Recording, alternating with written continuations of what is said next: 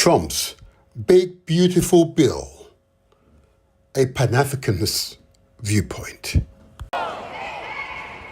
Americans are protesting. Trump's big, beautiful bill of horrors reduces the high rate tax rate from 39.6% to 37%, which is the equivalent of the federal government losing $350 billion per annum, and over 10 years is the equivalent to $3.6 trillion.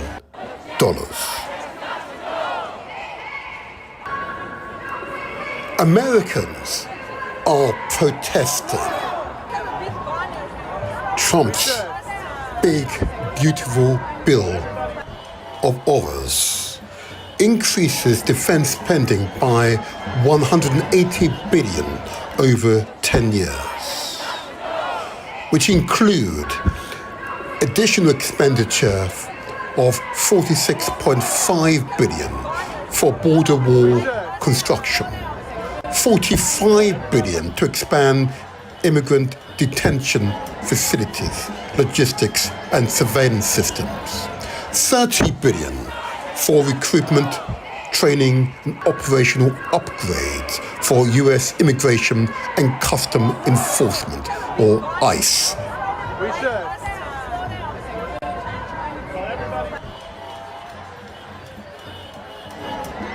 Americans are protesting. Trump's big, beautiful bill of horrors include Medicaid overhaul.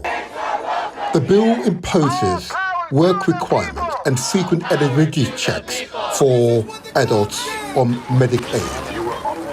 It is estimated that up to 17 million Americans could lose coverage over a 10-year period.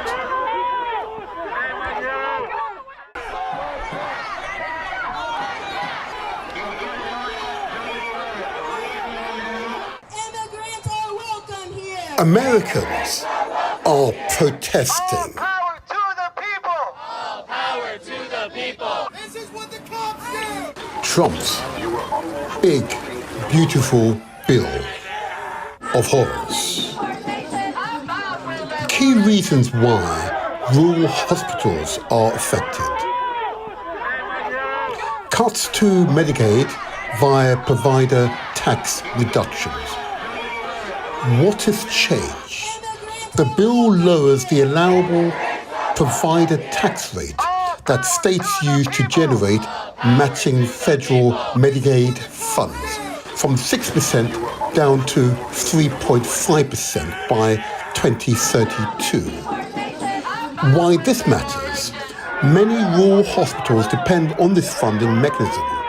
With less money flowing from the federal government, the state may reduce Medicaid reimbursements, hitting rural facilities hardest due to their limited patient volume and high proportion of Medicaid-dependent patients.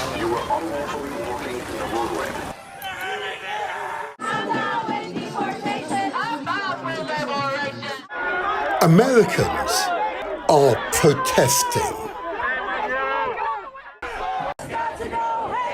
Trump's big, beautiful bill of horrors.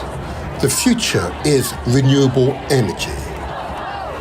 This bill sees the termination of key tax credits, and they include EV tax credit for used and new vehicles, removes $7,700 for new vehicles and $4,000 for used vehicles.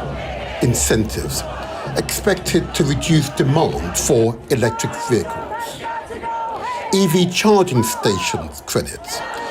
It ends the subsidy for home and business EV charging installations. home energy efficiency credits, cuts tax credit for insulation, energy efficient HVACs and solar panels.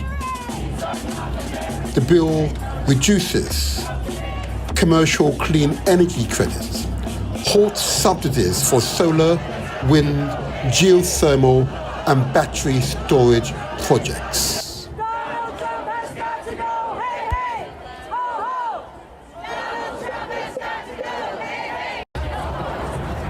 Americans are protesting. Trump's big, beautiful bill of horrors. The $27 billion greenhouse gas reduction fund, which funded non-profit green banks to finance clean energy and pollution reduction projects, especially in low-income areas. The International Monetary Fund, IMF, estimates that the federal government and state governments combined give $50 billion in subsidies to the gas, oil, and shale sectors. This bill does not reduce this subsidy.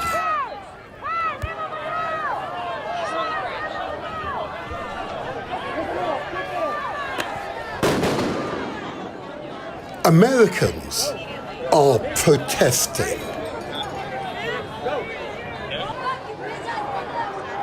Trump's big, beautiful bill of horrors. The additional debt of $3.6 trillion is the equivalent of $102 billion per year in additional interest payments. Over a 10-year period, it is the equivalent to more than $1 trillion in additional interest payments.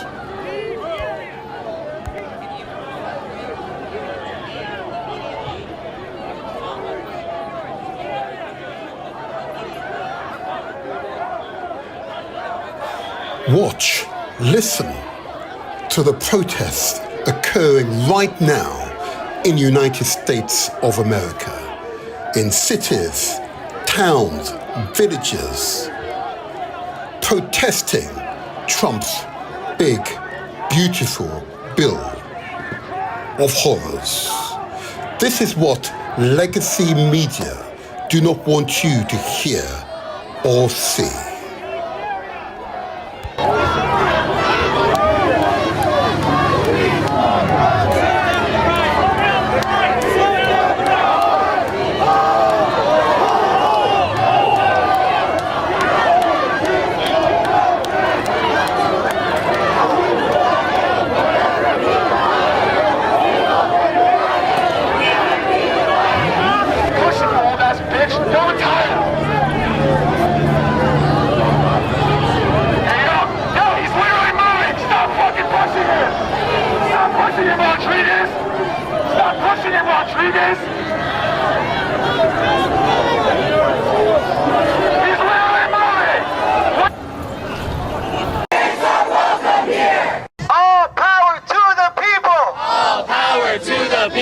This is what the cops do!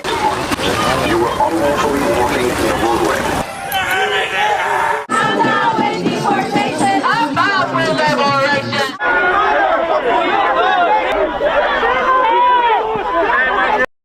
Trump's big, beautiful bill, a Pan-Africanist viewpoint. Americans are protesting.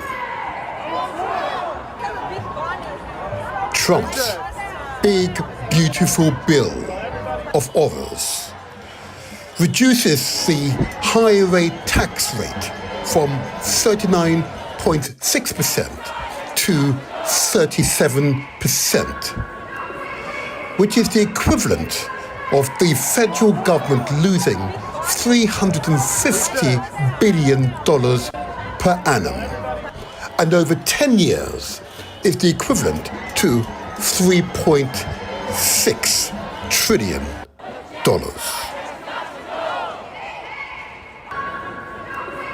Americans are protesting Trump's big, beautiful bill of horrors increases defense spending by $180 billion over 10 years, which include additional expenditure of $46.5 billion for border wall construction, $45 billion to expand immigrant detention facilities, logistics and surveillance systems, $30 billion for recruitment, training and operational upgrades for U.S. Immigration and Custom Enforcement, or ICE.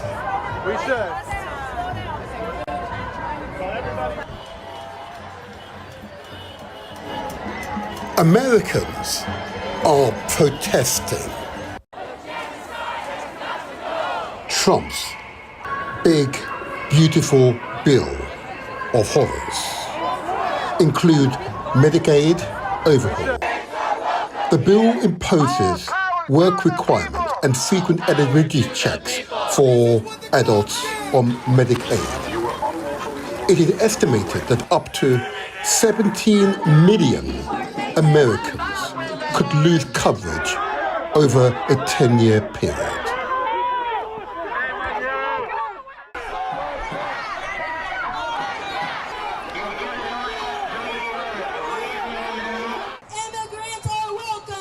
Americans are protesting Power to the people. All power to the people. This is what the cops do. Trump's big, beautiful bill of horrors. Key reasons why rural hospitals are affected. Cuts to Medicaid via provider tax reductions. What has changed? The bill lowers the allowable provider tax rate that states use to generate matching federal Medicaid funds from 6% down to 3.5% by 2032. Why this matters? Many rural hospitals depend on this funding mechanism. With less money flowing from the federal government, the state may reduce Medicaid reimbursements, hitting rural facilities hardest due to their limited patient volume and high proportion of Medicaid-dependent patients.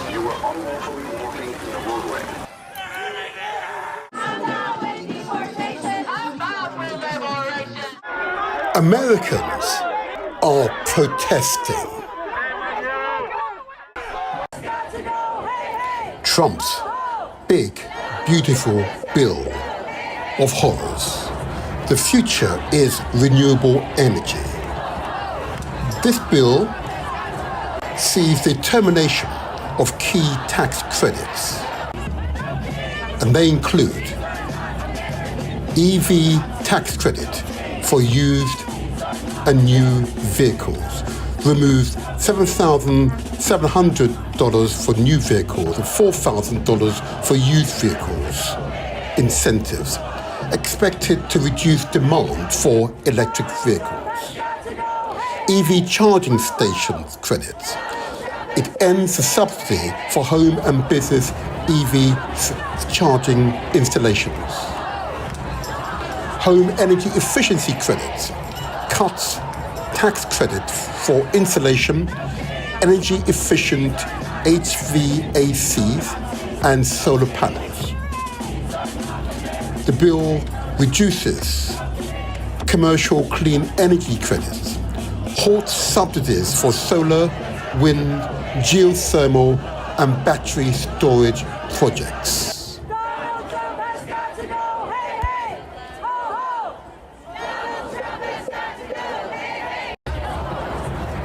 Americans are protesting. Trump's big, beautiful bill of horrors. The $27 billion greenhouse gas reduction fund, which funded non-profit green banks to finance clean energy and pollution reduction projects, especially in low-income areas. The International Monetary Fund, IMF, estimates that the federal government and state governments combined give $50 billion in subsidies to the gas, oil, and shale sectors. This bill does not reduce this subsidy.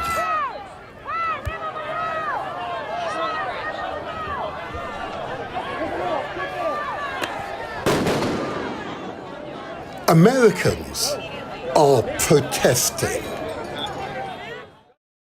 Indeed, Americans are protesting. And that's what legacy media want you to see. This is the Motivator Show. This is where we translate our words into action. And their success is ours for the taking. How are you feeling, people? How do you feel? I'm feeling fantastic. We're going to have a fantastic show today. In 45 minutes' time, we're going to look at the Trump's big, beautiful bill. And yes, it is full of horrors. It's got some virtues, I'm sure, but the horrors are true horrors. And we'll get into that later on. Between now and then, 35 minutes, we've got a lot to pack in. So I hope you're feeling good. I hope you're feeling strong. I hope you're feeling alive. So this is the Motivator Show. This is where we translate our words into action. And their success is ours for the taking. That's what you've got to believe. You're here to be inspired. You're here to be stimulated. You're here to be empowered. Here to take action. You're not simply passive observers. You are taking in the energy and you're utilizing this energy for your betterment, for your improvement, for yourself, your family, your networks, your wider communities. That's the purpose of these transmissions. I hope they find you well. Good, good, good. I know you agree with me that this past few months, 2025, that we've had a series of truly inspirational guests. And the guests we'll have later on will be equally as inspirational. And I know you would agree with me that, of course, the guest I had on my last show was indeed a truly inspired human being. Nana Anshina's focus is to support young people from the age of 16 to 30.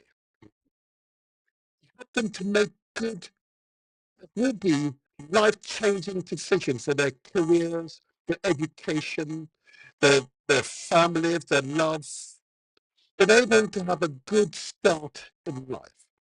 That is dedication.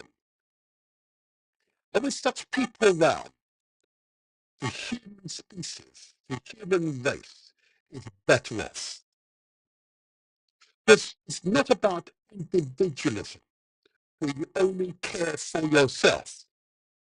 Let me do for others. But helping others, we help ourselves. But no man, and indeed, no woman is an island. I could say it again, no man, and indeed, no woman is an island. Because together we can make the difference. If you want to go fast, it's fine. Do it by yourself. It's fine. You can do it by yourself. I'm hindered. If you want to go far, and if you want that distance to be sustained, that speed to be sustained, we do it together.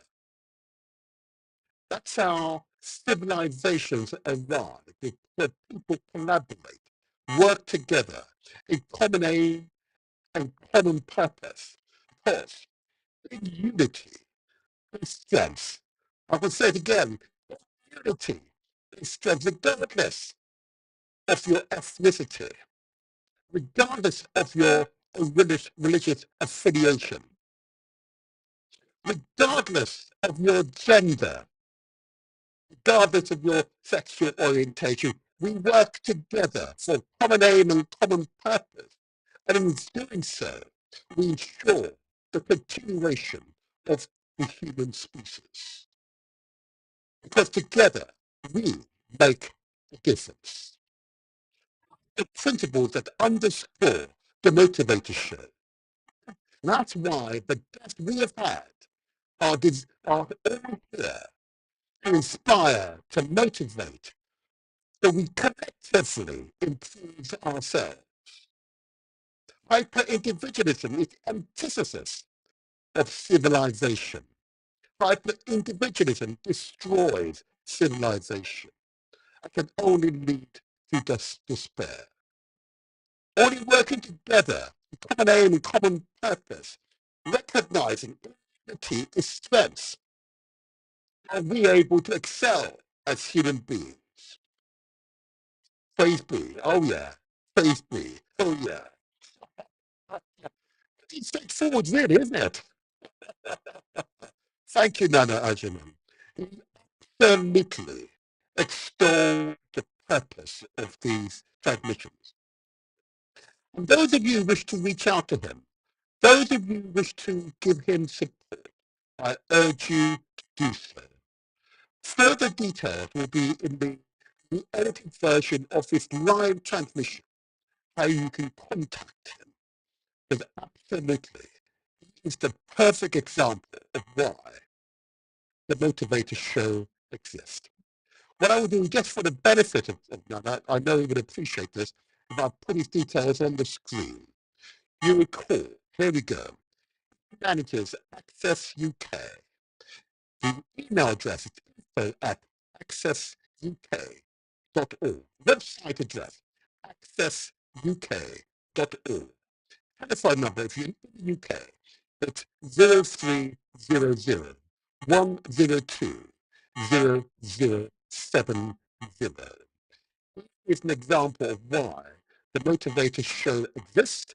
Here's an example why we will continue with the Motivator Show, in whatever guise the future holds for us. Praise be. Long may you keep up your outstanding works. Thank you for all of your work. Thank you. Thank you. And of course, some of you will recall my earlier podcast where I focused on a really important subject. There are, amongst the African communities, more than 250 million Africans who live outside of Africa. And a third proportion of those Africans have lived outside of Africa for more than 2 generations. Not because they traveled there voluntarily, but because of the transatlantic slave trade. More than 250 million Africans, and I'm one of them. I'm one of them. But Africa is calling. Africa is calling. We can feel it. We can feel it in our blood. Africa is calling. And what Africa requires, particularly its children outside of the continent, is that we find unity, because in unity is strength. And recognizing our strengths, we're able to excel. I say again, recognizing our strengths, we are able to excel. But to do so, we must be better organized. So we must be better organized. I say again, to do so, we must be better organized. And how to do so? really quite simple. It is really quite simple, and I just want to bring it to your attention. There's a proposal still on the table, and it's being put together right now, that we all should sign up to this treaty. And in fact, I'll put it on the screen, shall I, just so that we understand what we're doing. There you go. There it is. The Pan-African Treaty of the Sixth Region, African Diaspora. And the Sixth Region, just to remind you, is of course the diaspora. Okay? Sixth Region of the African Union. I commend this treaty to you. If you are an African, a person with African heritage, you can sign up to the treaty.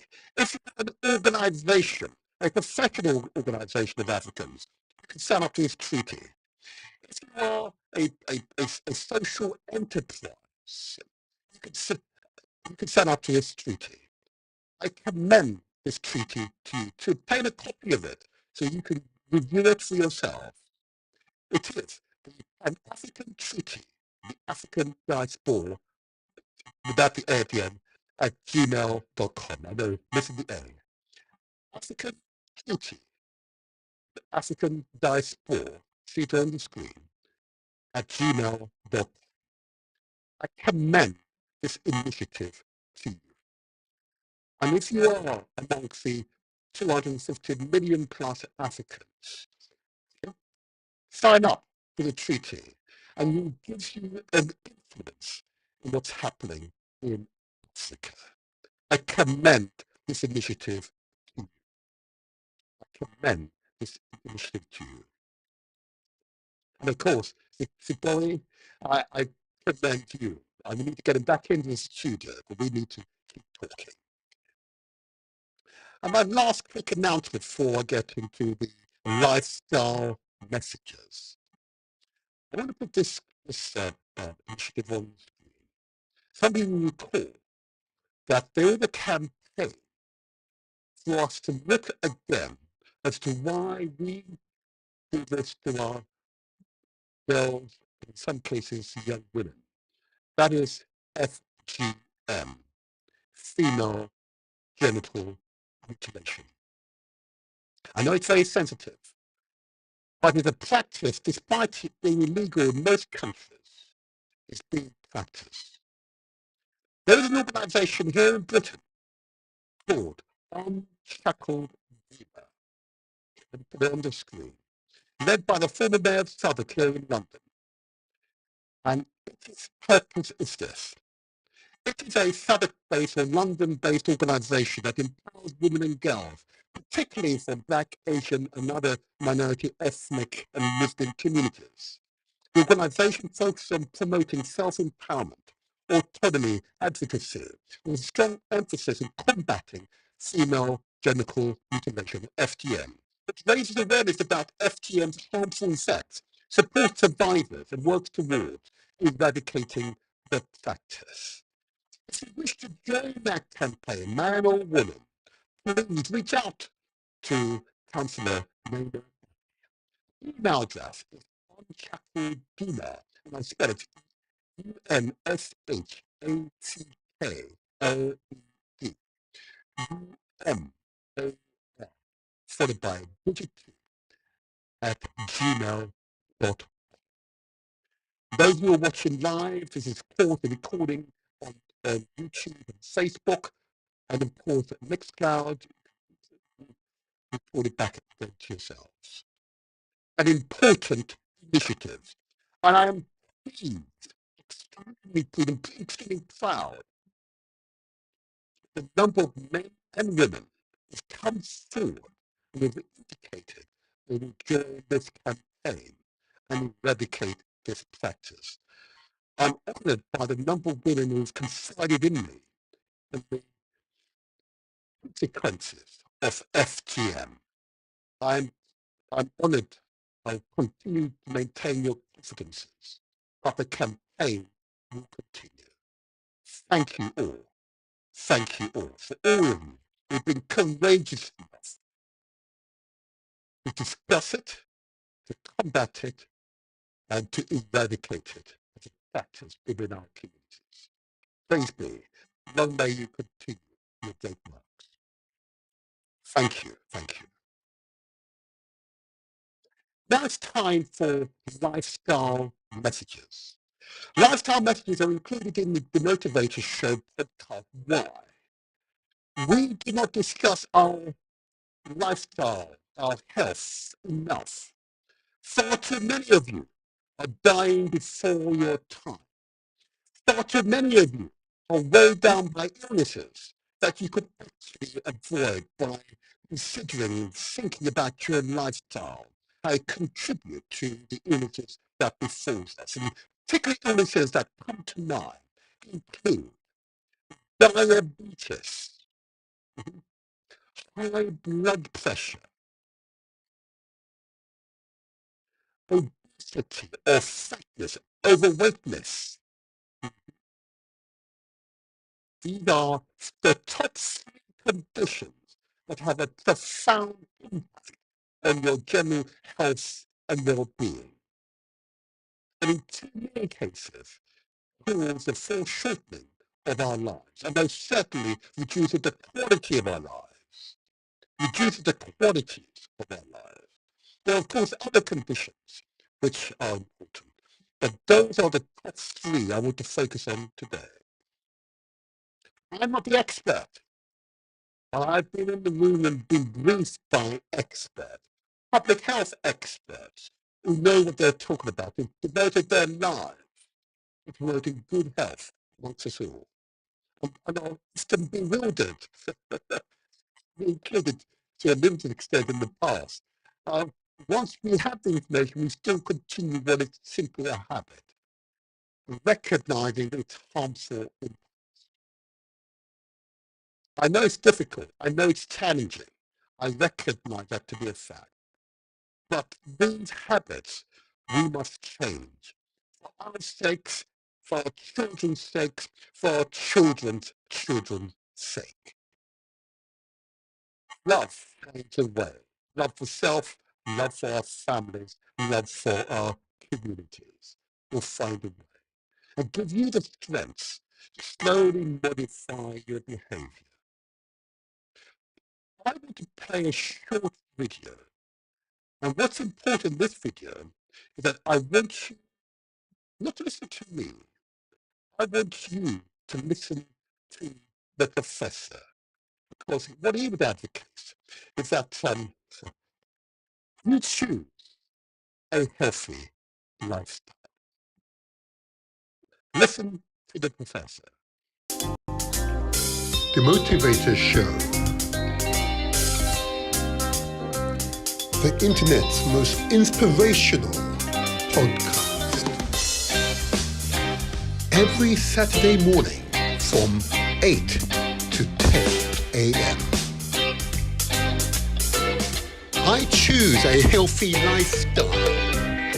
I will relax and when possible attend a spa. I will eat healthy food and drink appropriate amount of water each day.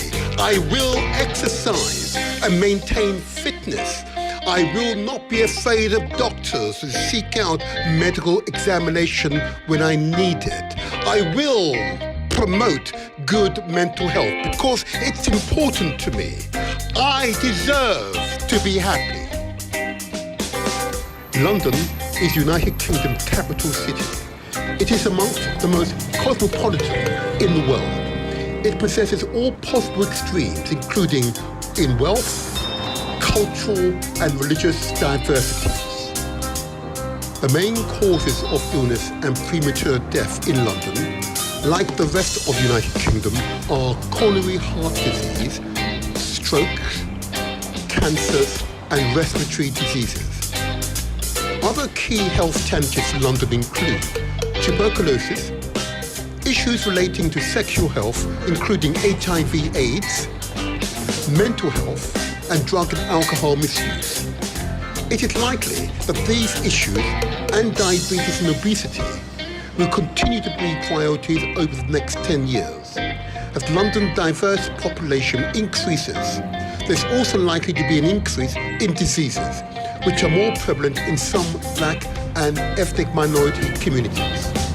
such as high blood pressure and renal diseases. I choose a healthy lifestyle. I will relax and when possible attend a spa. I will eat healthy food and drink appropriate amount of water each day. I will exercise and maintain fitness. I will not be afraid of doctors and seek out medical examination when I need it. I will promote good mental health because it's important to me. I deserve to be happy. London currently has high levels of health inequalities with unacceptable variations in infant mortality and life expectancy across the capital. Tackling these issues is likely to remain a key challenge over the next 10 years.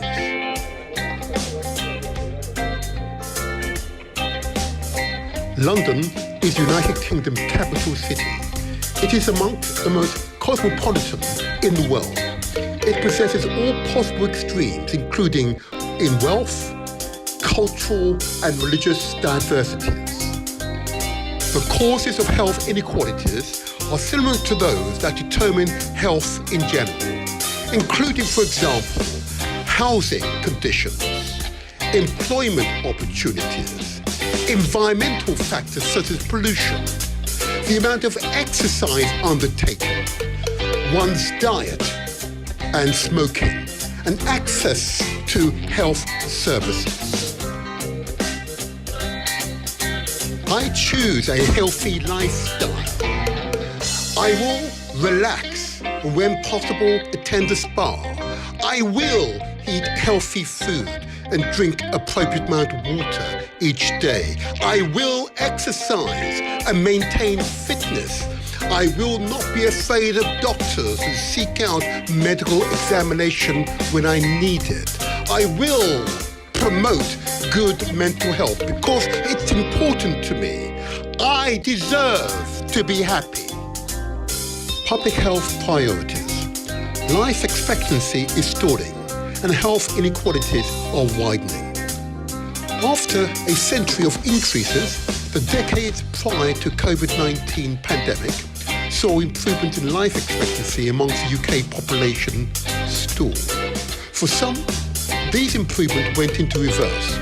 Between 2010 and 2012 and 2016 and 2018, life expectancy among women living in the most deprived 10% of areas of England fell with the largest increases in the North East. The diseases now most prevalent within the communities include diabetes, high blood pressure, heart conditions, cardiovascular diseases, lung disease, cancers, and obesity.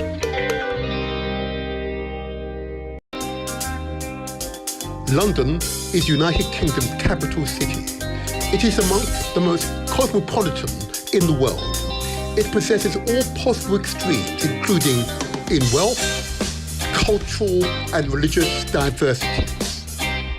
Professor Kevin Fenton, CBE. Kevin Fenton is the president of the Faculty of Public Health. He's also a senior public health expert and infectious disease epidemiologist who has worked in a variety of public health executive leadership roles across government and academia in the United Kingdom and internationally. His specialist interests are in tackling health inequalities, infectious disease prevention and control, climate justice, and urban health. Professor Fenton is the Regional Director for London in the Office for Health Improvement and Disparities within the Department of Health and Social Care. Within this role, he's also the Statutory Public Health Advisor to the Mayor of London and the Greater London Authority and the Regional Director of Public Health for NHS London. He is also the Government Chief Advisor on HIV and Chair of the HIV Action Plan Implementation Steering Group for England. Professor Kevin Fenton says, I'm a public health director. Here are 5 things you can do to improve your health. 1. Mindful and balanced eating. Nourish wisely. Eat whole, balanced meals with awareness to support energy and well-being.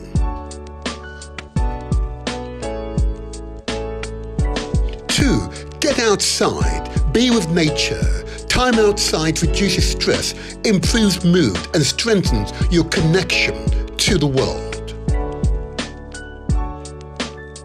3. Stay curious, stay engaged, explore new interests, keep your mind sharp, build social contacts, and boost your happiness. 4. Get active, move it or lose it. Move daily, lift weight, and do cardio. Exercise, improve physical, mental, mood, and energy. 5. Prioritize rest and sleep. Disconnect. Rest. Quality sleep supports mental clarity, emotional balance, and overall health.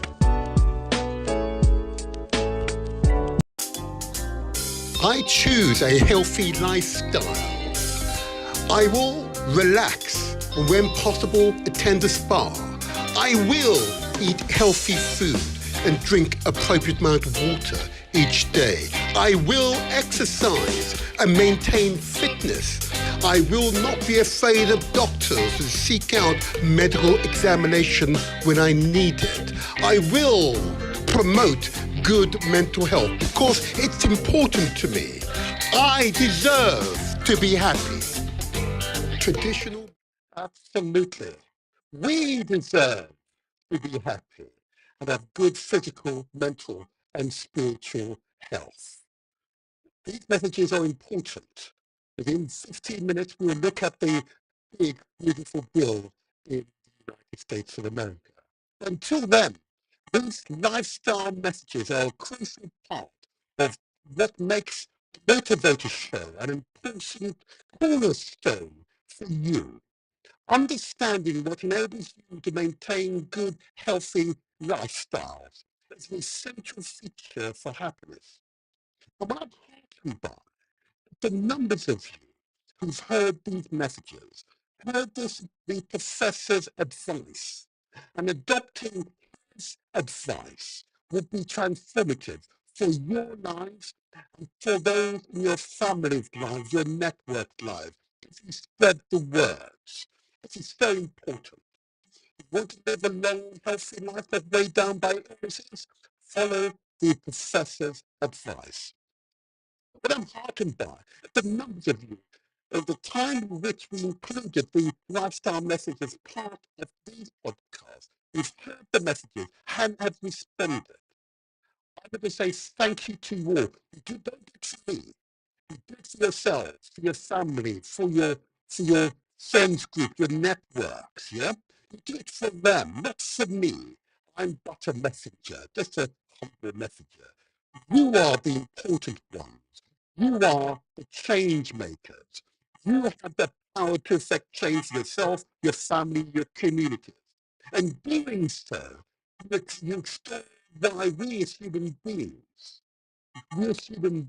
are so important here on this planet. It's so important that we do not forget. Those who have heard the messages, I want to say thank you that you've heard these messages. And I want to play a short video of an organisation local to me in London who've heard these messages and who practice what we preach here, healthy lifestyle.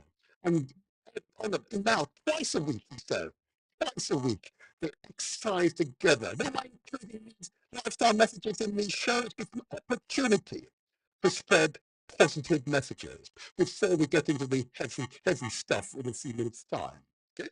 Because taking care of you ensures then that you will take care of others. And as others take care of others, we multiply, magnify the message. And in doing so, we transform our immediate communities, we transform our cities, we transform our nations.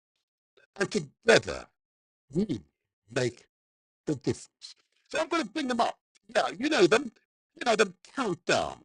The remarkable organisation. Let me bring up on the screen. There we go. Watch. It's ordinary people come together in common aim and common purpose. There you go. Cheese. Famous. Hello, hello, hello, hello, hello, hello, hello.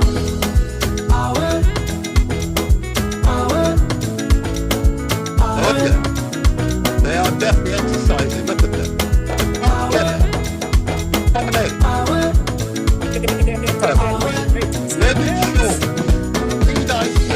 You get one life only. Me self get one life only. Why we never use I'm gladdy and enjoy the time. I love I know they finish. Time me know they wait nobody. Now why are they try for always get time nice every day and night? This one way we all fail we self now nobody young. You wanna get what you want we go down you belly now you young. And the balance where you go die left now all the money young. So why for the pity you say for? Now the motor car where you let buy em. If you see finance where you call it deal you meet top woman where you let piano if you let the man now for keep want them more. The food where you feel for eat some for eat some that fine la power where you let now for buy em and try em more. And if you baby love you back love em. But if you love them all now you not forever. Want them more. Cause nobody know what you tomorrow old. So every day of my life they are old. I pass in enjoyment stay low. All for care for yourself. Nobody love you pass you yourself. All man they fight for yourself. Now why I know they allowed with the other man they can't take me peace away. Me joy away. Me smile away. Oh no, no make the body take you peace away. Me joy away, me smile away. Oh no, every day. I see they also they work for the pay. Like na boku on a small you they teach. Land for the loose body 110. No to money, no to gentle. No money make but a man and brother. As long as you get waiting you they eat. Land for the loose body 110. This one way we all fail we safe and nobody young. You want to eat what you want we go down the belly now you young. And the balance where you go die left now all the money young. So why for the pity you say for? You want to car where you let buy em. If you see finance where you call it deal more. You meet top woman where you let piano and if you let the man for keep on. Want them more. The food where you feel for eat some for eat some. That fine la power you let na for buy em. And tire more. And if you baby love you got to love em. But if you love them all now you not for them. Want them more. Cause nobody know what you tomorrow old. So every day of my life till I'm old. I fast in enjoyment stay go. Now for land for care for yourself. Nobody love you pass you yourself. All man they fed for yourself. Why I know they allowed with the other man they can't take me peace away. Me joy away. Me smile away. Oh no make nobody take your peace away. Me joy away. Me smile away. Oh no.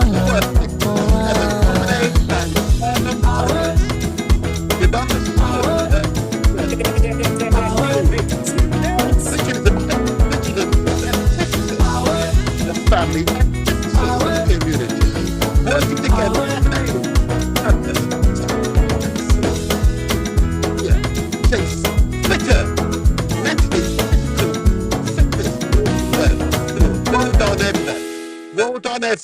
Well done, everyone. Don't worry. 10 minutes is coming up. It's coming up. Don't you worry. I hope that message receives you well. I hope those messages receive you well. Public health messages, if you like. We've got to be conscious of our neighbours, because we are our brothers and sisters keepers. We are so again, we are our brothers and sisters keepers. We need to care for one another. I say again, we need to care for one another. For failure to do so will mean that you die alone and desolate. Okay? Alone and desolate. And those of you who are in the UK, those of you who are in London, South London, wish to reach out to the Countdown organisation I've just played there. They're here in South London. Last time I was there, it was, me. They've got a big following now, that's for sure. And they exercise so well, and they're so joyous. Oh my God, so joyous. Here we go, on the screen. If you're in South London and you can get to us on Monday or Wednesday between 6:30 and 8 p.m., it's Countdown Health and Wellbeing, they call themselves. They're based at 12 Tatum Street, Tatum Street in London. That's Waltham, London. Postcode sugar 171 for Togo and for Nigeria. And the telephone number, reach out to them. You're in the UK. It's 07960 803 588. Or their email address, it's countdown 0405 @gmail.com. I commend that organization to you.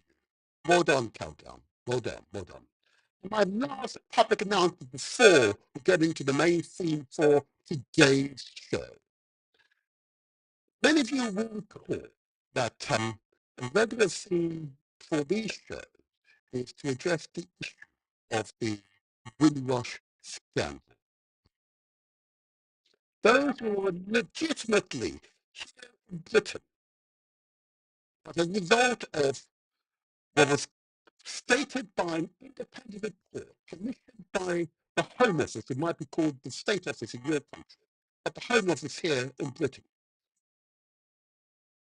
clearly stated in unmistakable language that as a result of racist, use the term racist or ethnic bias legislation, took away the birthrights of tens of thousands of people who were in fact invited to come to Britain following the post-war desire to boost Britain's economic prospects. So Britain went out to the so-called colonies, the Caribbean and Africa, and encouraged people, in other words, a brain drain in the Caribbean and Africa, to come to Britain, to work in Britain. And they did so. And many of them were rewarded with legislation that took away their legal right to remain in Britain. And that's what the Home Office independent report actually states. And we will have another champion of this cause on the Motivator show very soon.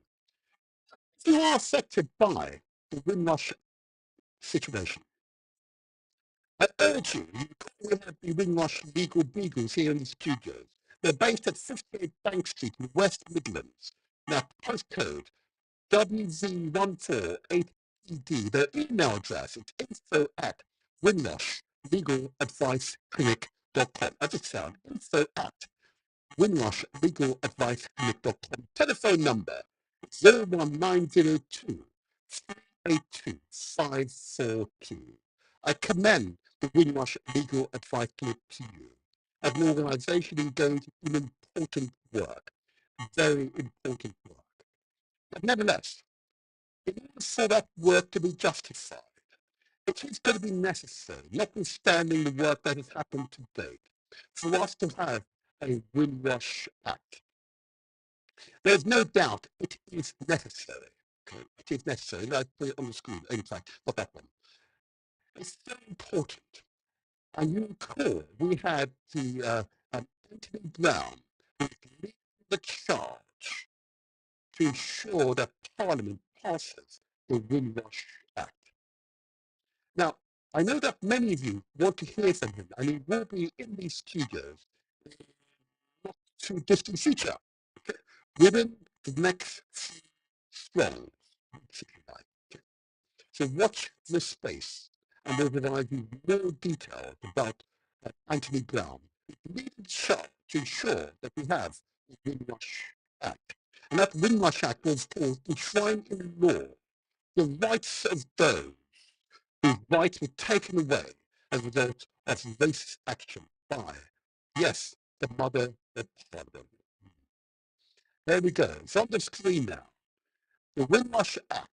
The time for action is now. Translate our words into action. The website address is www.wdlegal.co.uk. wdlegal.co.uk. And through that website, you can reach out to Anthony Brown. He'll be in the studios in the not too distant future. Keep up the good work, Anthony. Keep up the good work. We look forward to you appearing here again on the Motivator Show. Alrighty, those are my public announcements then.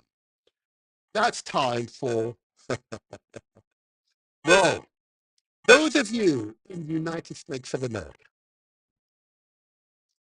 who elected the 47th president, knowing quite well his agenda, Project 25.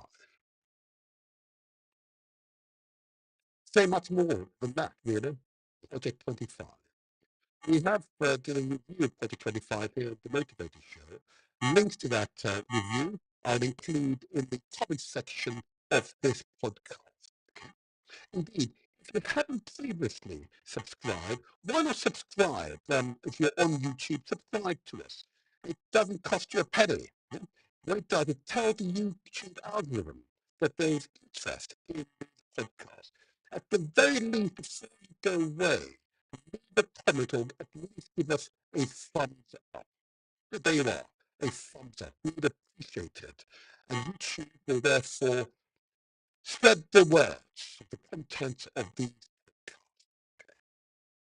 And returning now to the issue at hand. This week, Congress passed the big, beautiful bill. It contains so many horrors. Those of you who watched the intro video, I will cite a few of those horrors. Horrors which are irrefutable. The evidence is there. The impact it will have. And one I believe, one of the, I can barely say it, most morally bankrupt result will be that up to 70 million Americans lose their health care coverage. To 17 million Americans lose their health care coverage. In the United States, you don't have a national health service as we have here. So in other words, we pay for our medical care through our taxes. So it's free at the point of use, and we pay for it through our taxes. It seems to be a far more civilized way to manage a service, to finance a service, which we all will ultimately depend upon. But how can you put a price on someone's health when they need a crucial operation? And they can't have it because they cannot afford it. Can you imagine in the richest country in the world, can't afford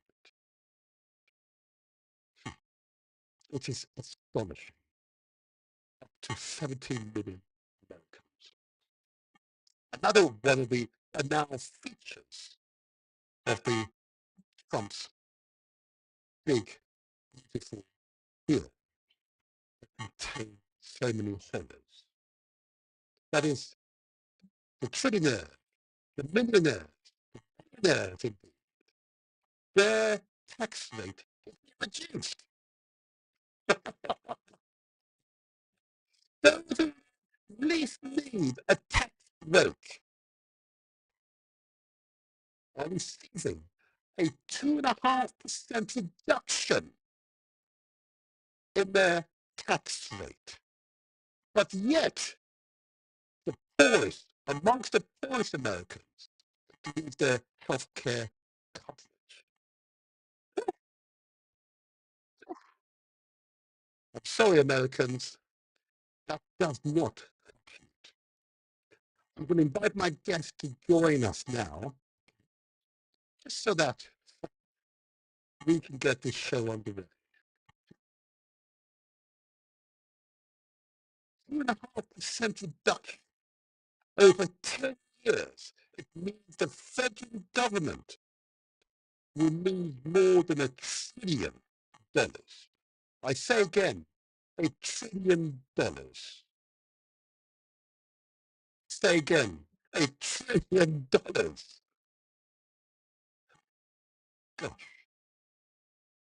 The net impact of Trump's big, beautiful bill is all the errors that it contains will mean that the Americans' deficit will go up by more than $3.4 trillion.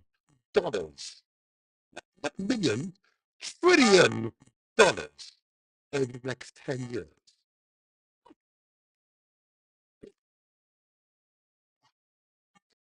Sorry, there's so much packed into that. We need to elaborate for you. So what I'm going to do, I'm going to play a part of the intro video and just help my guest to get into the main studio. Then we'll get this dialogue underway. So watch the intro video, because the intro video contains vital information that we will speak to as part of this discussion. Trump's big, beautiful bill, a Pan-Africanist viewpoint. Americans are protesting. Trump's big, beautiful bill of others reduces the high rate tax rate from 39.6% to 37%, which is the equivalent of the federal government losing $350 billion per annum, and over 10 years is the equivalent to $3.6 trillion.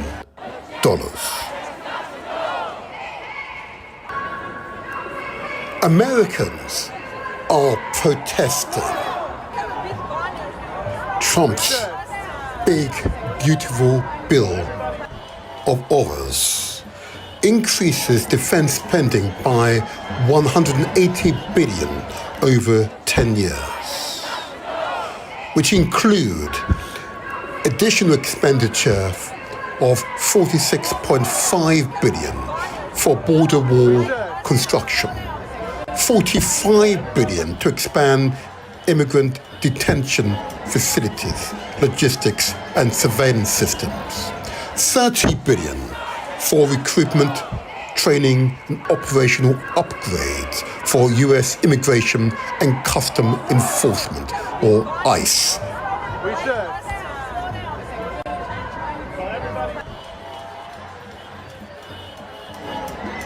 Americans are protesting.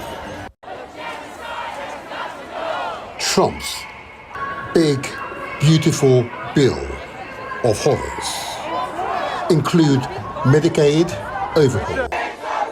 The bill imposes work requirements and frequent eligibility checks for adults on Medicaid.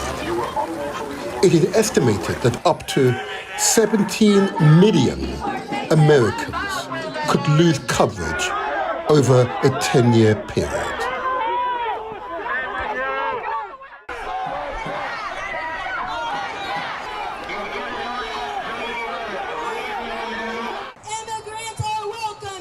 Americans are protesting. Power to the people! Power to the people. This is what the cops do! Trump's big, beautiful bill of horrors. Key reasons why rural hospitals are affected. Cuts to Medicaid via provider tax reductions. What has changed? The bill lowers the allowable provider tax rate that states use to generate matching federal Medicaid funds from 6% down to 3.5% by 2032. Why this matters? Many rural hospitals depend on this funding mechanism. With less money flowing from the federal government, the state may reduce Medicaid reimbursements, hitting rural facilities hardest due to their limited patient volume and high proportion of Medicaid-dependent patients.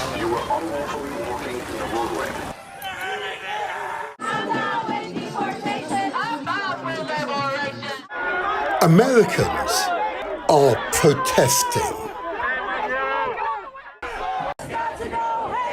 Trump's big, beautiful bill of horrors. The future is renewable energy. This bill sees the termination of key tax credits, and they include EV tax credit for used and new vehicles, removes $7,700 for new vehicles and $4,000 for used vehicles. Incentives expected to reduce demand for electric vehicles. EV charging stations credits. It ends the subsidy for home and business EV charging installations. Home energy efficiency credits.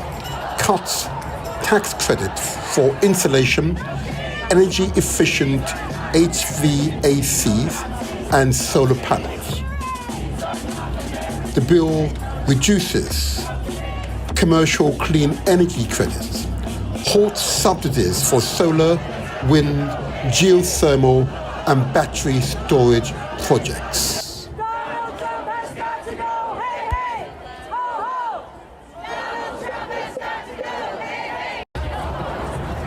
Americans are protesting. Trump's big, beautiful bill of horrors.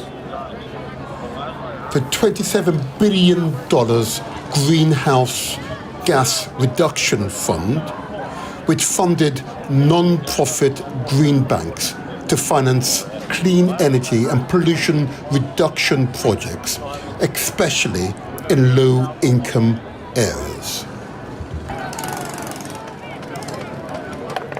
The International Monetary Fund, IMF, estimates that the federal government and state governments combined give $50 billion in subsidies to the gas, oil, and shale sectors. This bill does not reduce this subsidy.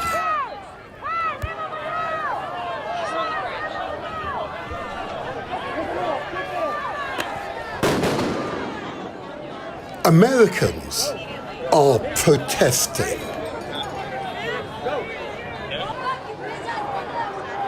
Trump's big, beautiful bill of horrors. The additional debt of $3.6 trillion is the equivalent of $102 billion per year in additional interest payments. Over a 10-year period, it is the equivalent to more than $1 trillion in additional interest payments.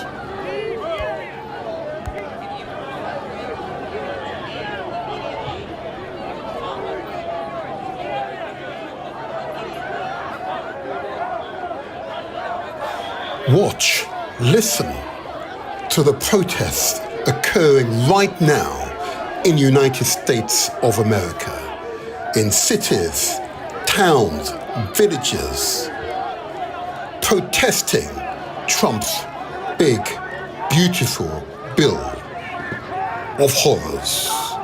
This is what legacy media do not want you to hear or see.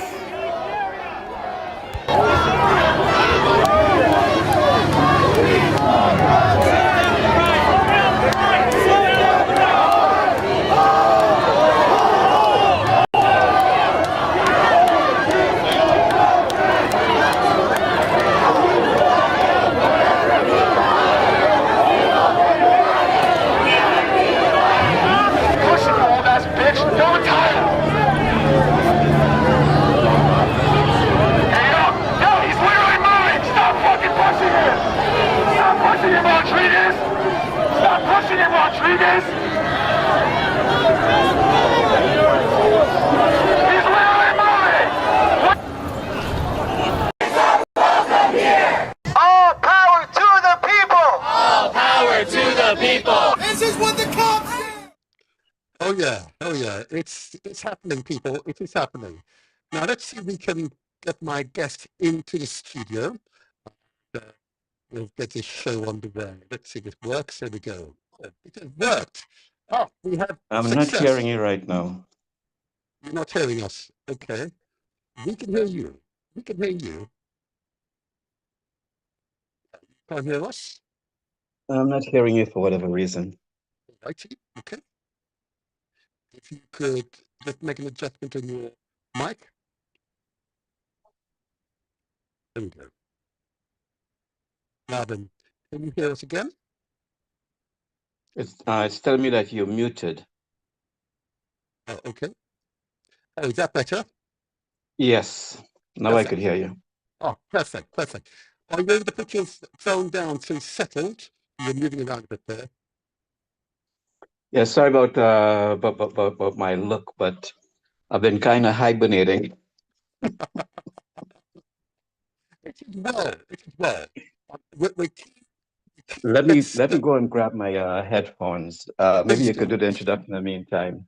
Thank you. I'm having a problem hearing you. Not a problem. Okay. Once he's got himself set up, then we'll get this show underway. This is going to be an important dialogue.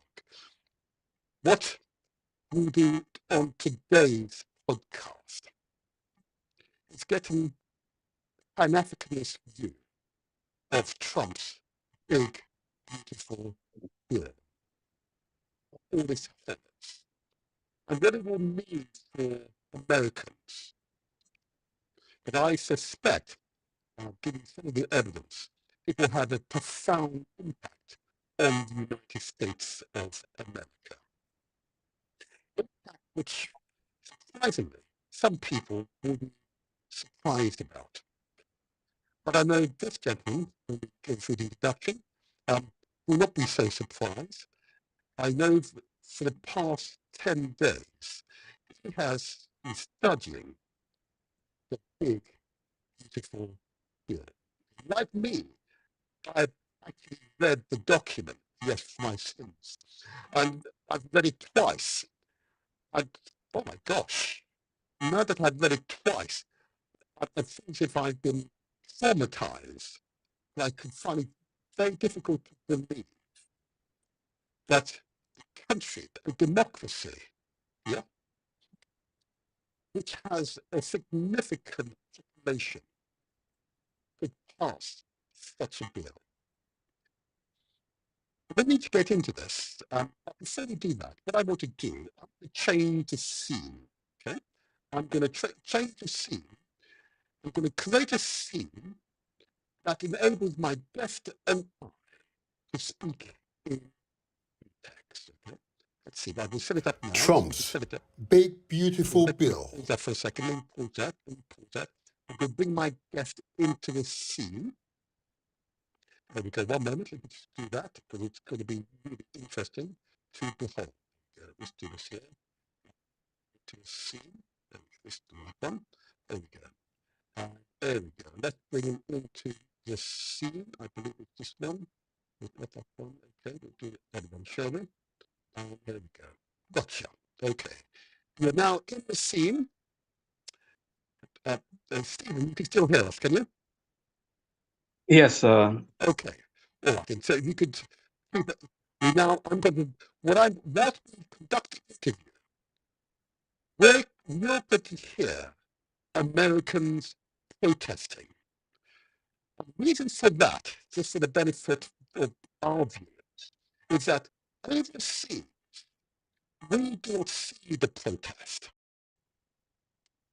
But you and I are aware that across America, across all the big cities and the minor cities, the minor villages across America, there are protests going on as we speak, protesting Trump's big, beautiful bill because of the horrors that it contains. So I'm going to be playing the protests in the background whilst you and I talk about dialogue. Let's go. A Pan-Africanist viewpoint. That's what's going on. So, Stephen, first of all, why don't you just introduce yourself? I know you.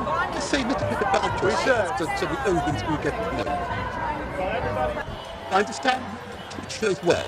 Let's introduce yourself. Okay, the volume is a bit loud, It's a bit loud for you, okay? so I don't know if you'll be able to hear me. Yes, we Right, can hear you. right. Yeah, that's much better. Now, what has been happening? Well, first off, thank you, brother. Thank you, Brother Martin, for inviting me on your show again. I found the previous one very interesting, and seems as though you were putting out more information than I was. I'm sure that's true. And I really appreciate it, and I forwarded the link to several of my folks, and I normally ask people to like, share, and subscribe, because once you share the information, you basically help build a program.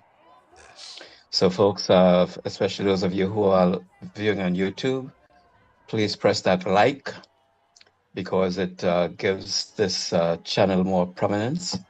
And when you share with all of your contacts, you will grow this program, and then they in turn can share with their contacts. And then we could start looking at 1 million views, at least.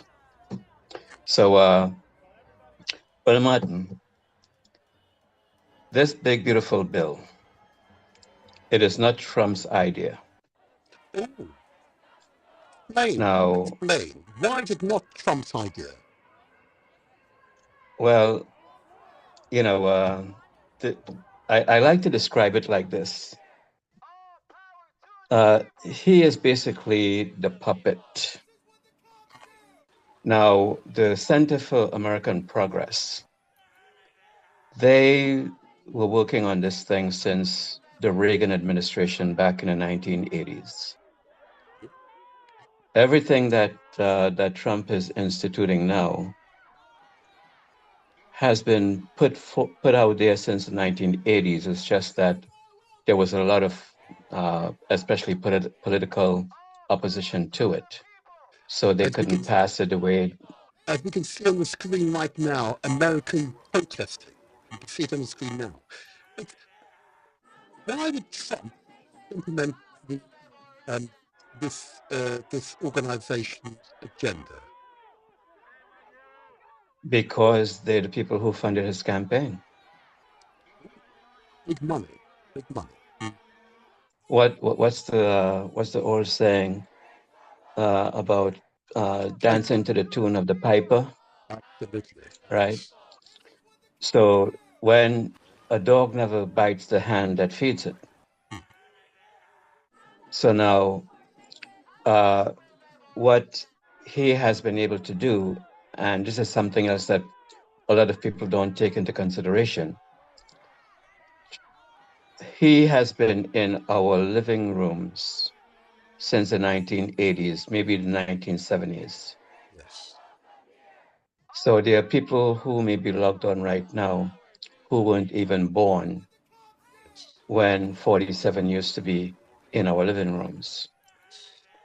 And forgive me, Stephen, when you say 47, what do you mean that he is the 47th president of the United States of America? Right. Thanks for that clarification. That's right. So what happened is he loved the media. He knows how to utilize the media. And by understanding this, he would say and do ridiculous things just so that the media could report on it. Yes.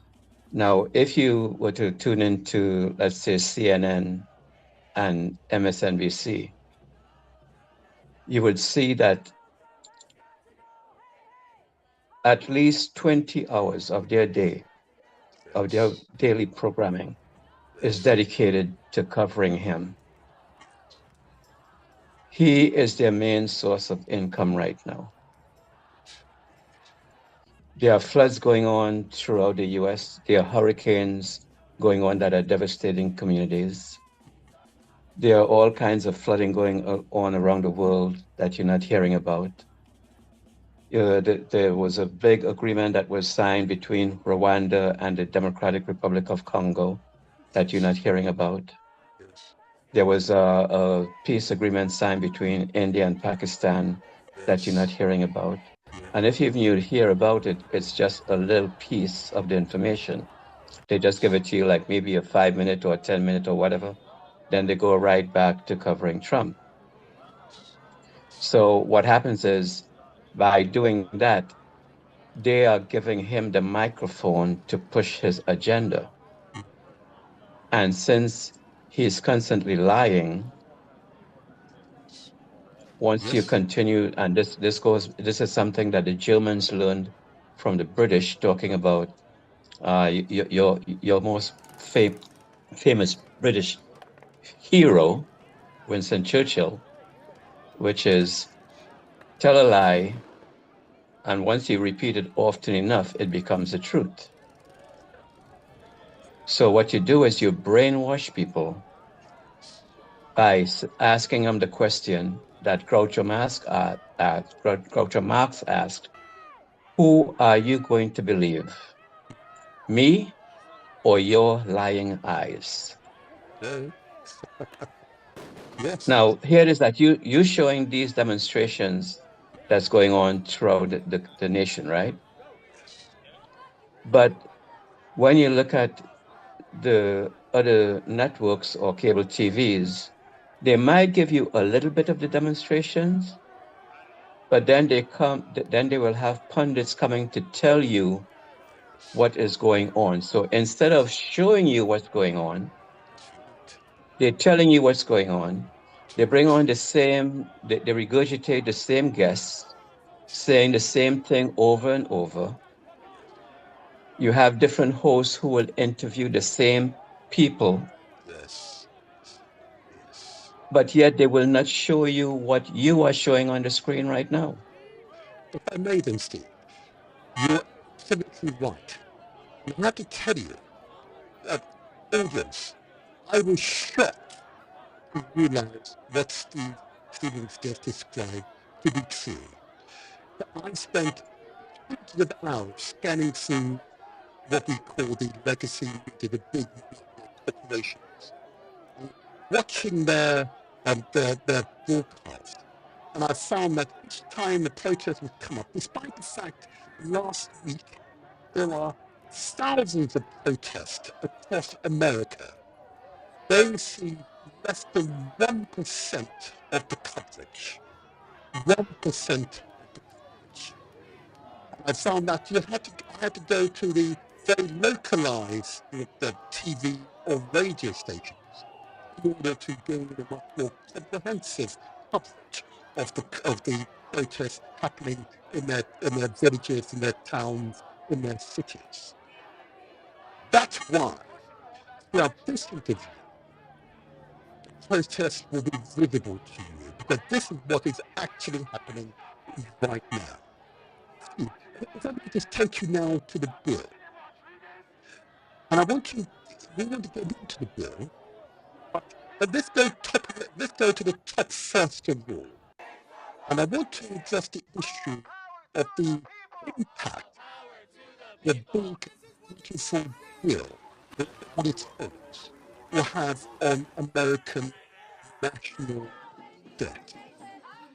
Is it true, according to the economist over there, that people had Trump's big, beautiful bill. $0.6 billion with a national debt over a 10-year period? Is that true? Well, It's not. the the Republicans normally try to run on a balanced budget. They are constantly looking to cut back. But what Trump has been able to do, and he has got, like there's so many shows that showed where he was saying that he would increase the strength of Medicaid, Medicare, Social Security. Said. This bill does exactly the opposite. Absolutely. And we're going to get to those details. So, just my question though. So, is it correct, according to what I've been studying, it will add more than $3.6 trillion to the US national debt? Take you well over 40 trillion. How that is sustainable, I have no idea. That. Okay. Well, the cuts that he is imposing, there's some trying to describe this BBB, Big Beautiful Bill, is like trying to describe each of the suction cups that you'll find. Yes,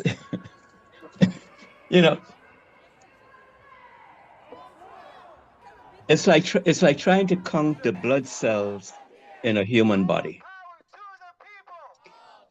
It's like what you are showing on the screen right now is like me trying to tell you to identify every individual on your screen right now. Okay, because this thing, you see what, once you understand what the bill is about, then you could understand, well, then you'll have to ask the question, where is the money going to come from to pay for these cuts? So if you're cutting back on, say, healthcare, that means that hospitals will be closed. That means that healthcare centers will be closed. If I may, Steve, if I may, that is pick up before we get into the healthcare element. So according to the economists, US economists, they're anticipating that this bill will add $3.6 trillion to the national debt. And in order to pay for the tax cuts they want to give to the richest Americans, where they're reducing the high rate of tax from, I believe, 39.7% down to 39% down to 37%. In order to pay for that, they've got to make cuts and also got to borrow more.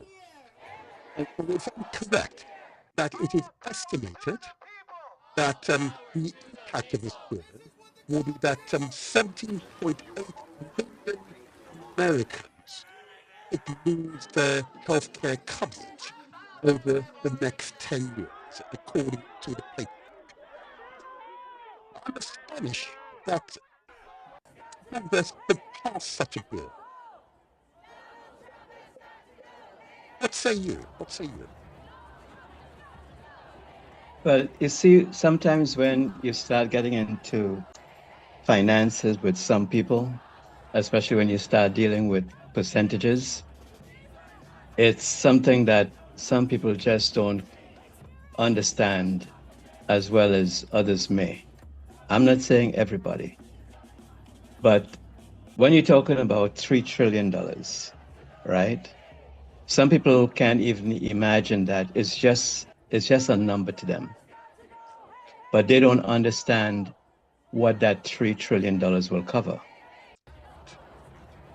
Now, you see, to really understand why this transfer of wealth is going from the less fortunate into the billionaires' pockets, you have to see what is being put in place to make that happen.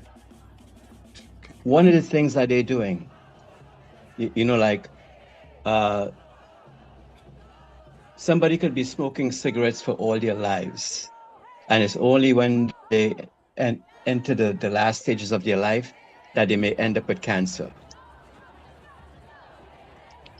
That there are people who never smoked who have cancer. So you have to understand how the process works.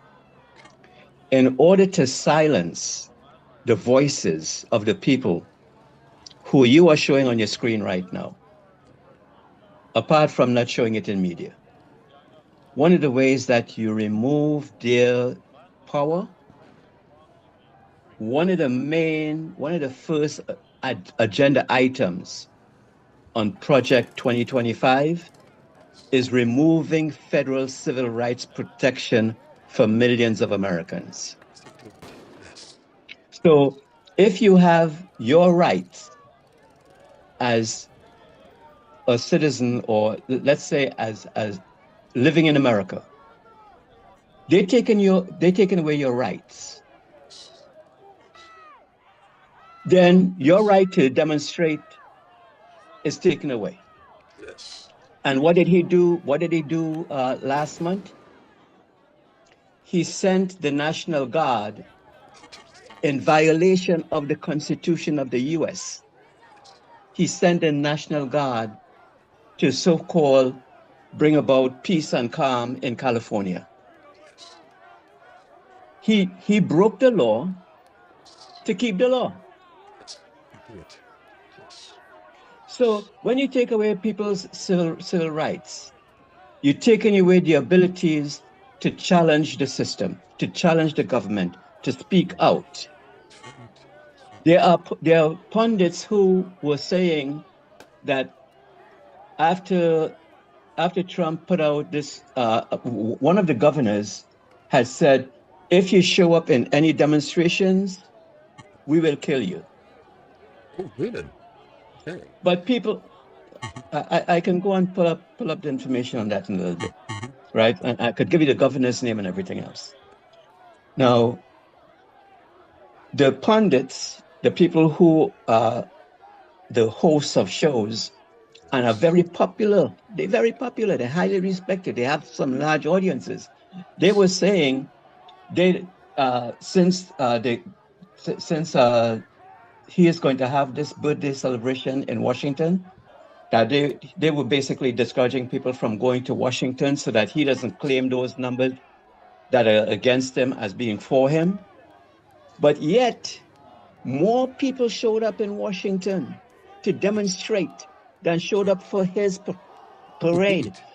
But what they did is they kept on showing the smaller crowds for his birthday celebration, but they didn't show you the larger crowds that showed up in Washington, D.C. to protest.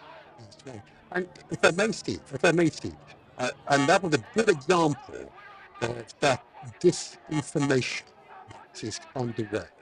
And across America, in fact, there are hundreds, forgive me, there are tens of millions of Americans protesting. You can see them on the screen right now. But note in the bill, Steve. But Brother Martin, Let me jump on this for 1 second. Because you see, you really need to understand what's going on, right? Normally, when you have meetings with the representatives, when they go back to their constituent, to whoever they represent, and they hold like meetings, you'll have maybe 20 people. You'll be lucky if you get 30 people to show up in the meetings, right? The last set of meetings that they were holding, after the Speaker of the House, Kevin McCarthy, instructed his Republican elected officials on Capitol Hill not to hold any of these community meetings, and they didn't show up. The Democrats put in a system to say, come to our meeting, we will show up, we will hear your questions. And it wasn't just 20 or 30 or even 50, it wasn't just that amount. Some places, 40,000 people logged on. 40,000. Right. Yes. Some places, 20,000 people were logging on to those meetings.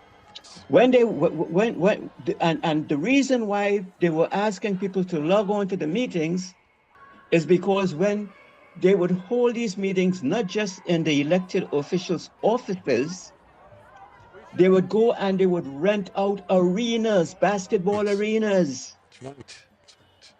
And when they went into those arenas, the arenas would be filled to capacity that they had to lock the doors just to more or less abide by the regulations for safety, the fire hazards and everything else. And there were almost as many people on the outside waiting to get into the meeting, when these meetings normally hold 20 or 30 people. So Stephen, if I may at this point. This is what is going on. So Stephen, because if I may at this people point. realizing that I'm sorry. Okay. I'm sorry. Okay, I get it. But you should be emotional. I said I've read the bill twice, made countless notes, and each time I've read it, I feel as if I'm traumatized. There's a feature in the bill, let me allude to it, here we go, which is about defense. And of course, defense means homeland security. And it includes the furthering expansion of the homeland security, or immigration and border security. Over $120 billion is being allocated for immigration enforcement, including $46.5 billion for border construction. Remember that big wall, Trump wall? And $35 billion to increase detention center capacity. $35 billion to increase detention center capacity. And also, if you wish to apply for asylum in the United States, now, it used to cost $100. Now, it's now being proposed in a cost $1,000. Oh my gosh. And again, I just don't understand how it is that the elected official has got away with all the protests that are underway across the cities. As you described, because there's a blackout, yes, they're suppressing the protests which are underway at this time. Tell me, have you been a part of the protest? Have you been out yourself? I should ask. Have you been out protesting? No, I haven't been. Okay. I am too occupied with helping to build the community because, for example, one of the things that that I've put together for sometime this week is to talk about the cannabis-laced candy that's being sold over the counter to our young people. Oh wow! And we'll be having a forum on that. One of our elected officials, city councilors, will be speaking on it because he's also works for the district attorney's office. And these cannabinoid candies, they are not even allowed to be sold in cannabis companies. So stores that are selling cannabis, they're not allowed to sell these very candies that you can go to any store and buy because it's against regulations. So the people who are selling it can't sell it but the people who are not licensed to sell it, they could sell it. And a recent something was put into an ordinance was passed last week by our city council to make it illegal for this to happen. It's probably the first state, we're probably the first city in this state to do that. I don't know if we're the first city nationwide to make this illegal. So these are the things that I'm focused on more. Absolutely. Because what it does is our children, our reading scores, right? They're 2 grades below where they need to be. And there are problems with our children, and it's impacting them negatively. And then with this bill that is cutting the educational budget in half, if our children are already having problems in school, and maybe partly because of these cannabinoid or pot-laced candy, which they may be consuming, not realizing what they're consuming, it could be making them drowsy. They may not be able to pay attention while they're in school because they probably eat it before school or whatever. They know, and some of these drugs that are out there that are being purchased over the counter by our children, some of them are tranquilizers for horses. So I gather, Steve, if I may, Steve, I want to keep focus on the bill. So what you've been able to do is highlight another one of the close to the bill. The very idea that you would cut the education budget by 50% is, I think, completely by now, in a country that aspires to be an economic center for the world. You don't educate your people to take up the jobs of the future. The country has no future. I don't understand how these elected officials can be so short-sighted, so myopic in their worldview. Give us some idea, if I may, Steve, give us an idea of the Republicans who are clearly being responsible for this bill, of their psyche. Clearly, there's something wrong here. There's a disconnect between cutting the education budget by 50% without thought about the consequences that will have for the nation. Give us some idea of their thinking. Well, if you look at some leaders, especially those in Africa, that sell out the resources. I'm making the connection. I'm making the connection. From the United States. I don't want to talk about Africa right now. No. I'm making the connection. Yeah, but I don't want to talk about African leaders. I want to talk about the United States leaders. Yeah, but it's the same concept. When you go to leaders, whether it's in the Arab nations or wherever, and you could buy the elected officials, and you could convince them that they either play your game or they will be killed, they will be eliminated, and you will be replaced by somebody who will fulfill their agenda. It's the same thing that's going on here in America now. Because when you look at the lobbying that was done by the president, arm twisting, because when you listen to the Republicans talk about a bill, outside of the voting, when you interview them, they would say that they don't like the bill, that they have concerns about the bill, because they realize that hospitals in their districts will be closed. They realize that nursing homes in their districts will be closed. They realize that people, the elderly who are dependent on Social Security, that Social Security is now facing cuts.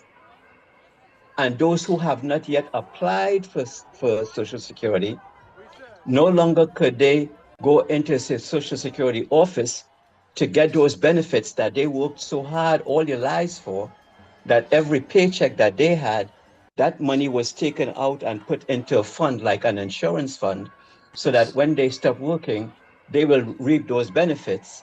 Now, those benefits that they're supposed to be getting, they're being told, well, you know, like you might live in say ABC area, but you have to go in DEF or XYZ area, who knows how many miles away, in order to fill out an application form, because they're no longer doing it over, by the internet as was previously done. Now they're saying that you have to come to our offices to fill out the money, the application, so that you could get what you're entitled to. But the office that is close to you is now closed. So now you have to find the next office, which may also be closed. So now how far do you have, how many miles, how many hours do you have to travel just to fill out an application form? Making it very difficult. Now they know that their elderly are going to be harmed by this.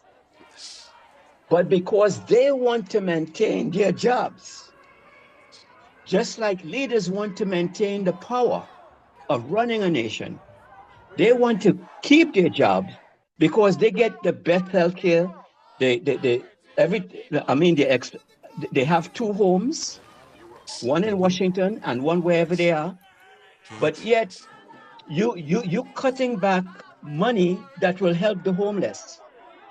You have two houses, but you're cutting back the money that is helping the people who are hungry. It's a matter. And it's all a matter about what's in it for me. What do I have to get from this? I want to be reelected.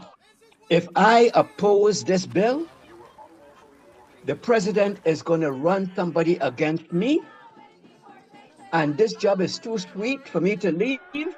So I will bend over and do whatever it is that he wants, because I want to maintain my position. I want to have the power that I have. I'm going to say later for my constituents, I'm not going to provide the services that I was elected to provide, because I want to kiss the ring and I want to gain all of the benefits, because this job is too sweet for me. I have too many advantages. So this is all about me. It's not about my constituents. It's about me. Can I make it any more clearer than that? No, that is very, very clear. Very, very clear. In other words, American democracy is being corrupted by intimidation, big corporate money, and a group of people who have no interest but themselves. But they represent 1% of the total population, but they control more than 85% of America's wealth. And therein lies the problem. Can I just take us on, because we're running out of time? I want to now focus on the impact of this bill on the agenda. Now, according to reading the bill, it would be useful to compare your note with mine, that this bill effectively withdraws the subsidies that was given to the purchase of the electric vehicles. It withdraws the subsidy to encourage homeowners PV cells, in other words, solar panels for electricity generation.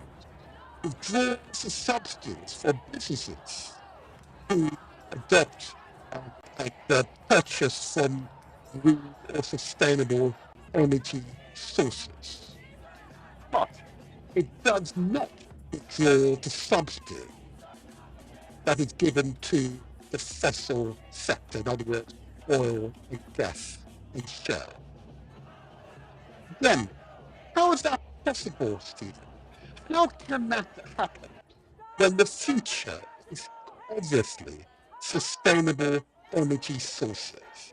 How can Congress pass such a bill that goes against all the scientific evidence that fossil fuels are fueling the hiking temperature that we're now experiencing and severe weathers across the globe? How is that possible, Steve? Notwithstanding your last comment about the corruption the American political system. What say you? What say you? Yesterday, they were reporting that in Texas, the rains came down, excuse me, at 1 foot. Over about 12 inches of rain fell within an hour. 1 hour. They have videos an hour. In an hour. Bridges were washed away. Homes were floating down the river because the riverbank rose by, I think, was 24 feet. So now just imagine if you live by the river, which you and your children would go swimming in, and the rains came down so hard that it rose by 24 feet. What happens to your home? They show you homes floating down the river. They show you cars being washed away. The organization that is geared to deal with this, like FEMA, for example, Federal Emergency Management Agency, they're the ones that would come and say, well, okay, assess the damage and give you whatever funding that you qualify for. That budget has been stripped. So now all these people who are impacted by climate change because of the hurricanes and tornadoes, they are homeless.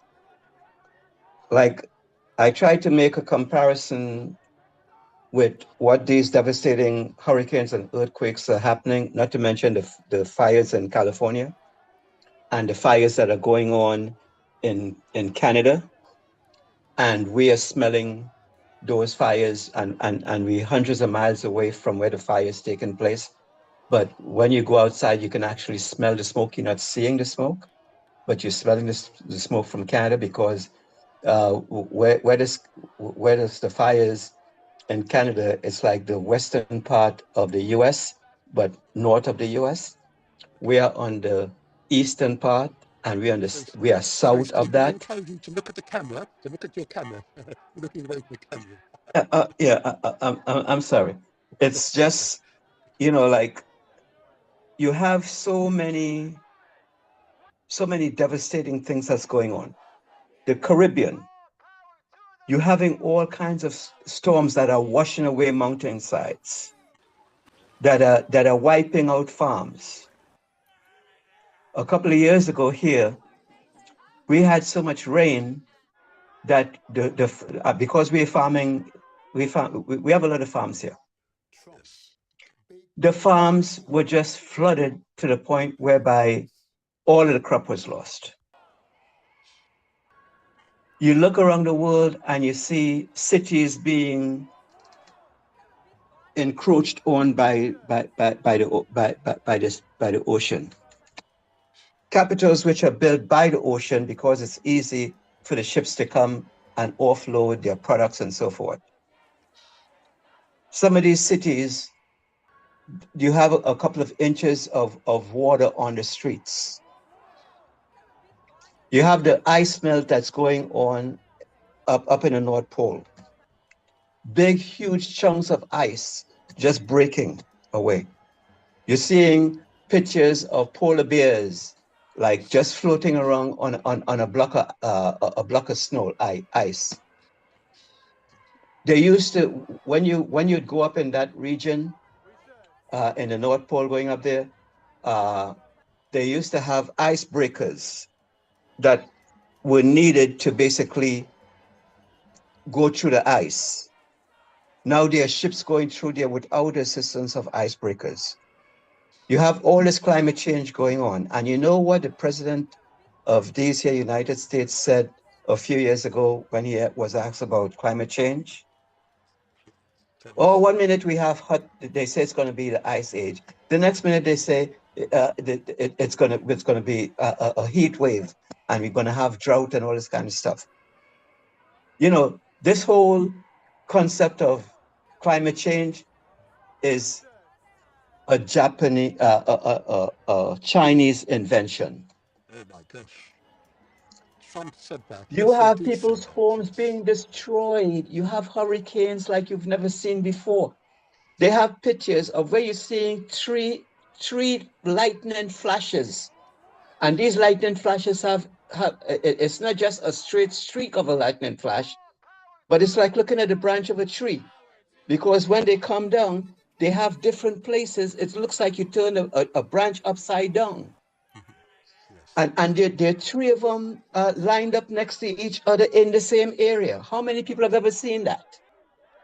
These are the things that are going on with climate change. And this guy has $50 billion for Mars. $5 billion to go to Mars when this planet is being destroyed by climate change. If I may, Steve, if I may, I want to keep focus on the bill. I want to keep focus on the bill. But all this is part of the bill. I'm going to remind audience all this is part of the bill. I'm going to remind audience and let the figures say the bill will actually do in relation to sustainable energy sources. So America used to enjoy for new cars a subsidy of £7,500 and for used cars £3,000. I mean dollars, obviously, dollars. That has been removed. That has been removed. Americans used to enjoy, as I mentioned, subsidies for PVs and electric cars, all being removed. In effect, the total elimination of subsidy for the sustainable energy sources is equivalent to $27 billion, and that's the greenhouse gas reduction. The United States of America subsidy in excess of $50 billion to the fossil fuel sector, oil, gas, and shale. Seems completely mad. You use giving examples of the impact of climate change. Again, what we're trying to understand on this side of the pond is how elected officials for themselves the impact that the fossil fuel industry has had on your environment. Despite the intimidation they're receiving from the president and his accolades, how they could still nevertheless vote for a bill that in the long run will harm the United States of America. In the long run, it will harm the United States of America. I'm still befuddled as to how that is possible. Steve, how is that possible? The evidence is Brother Martin. There before them. Yeah. Brother Martin, there's an old saying, I got mine, now you go got yours.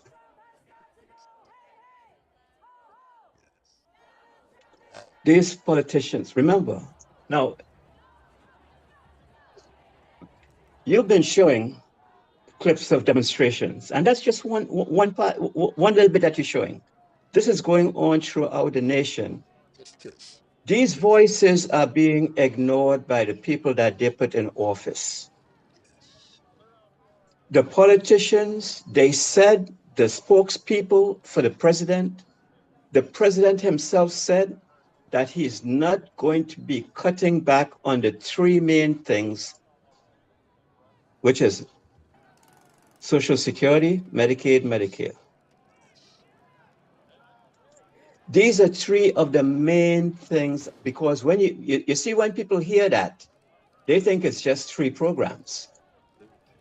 They don't realize how far-reaching those programs go. They don't realize that that is what people depend on in order to go to the doctor and not have to worry about getting a huge bill. They don't realize that that's surgery that you can have without having to pay for that hundreds of $1,000s, because if you had to pay for that bill, you'd go bankrupt. These are the things that are providing services which are earned, right? Which people have paid into.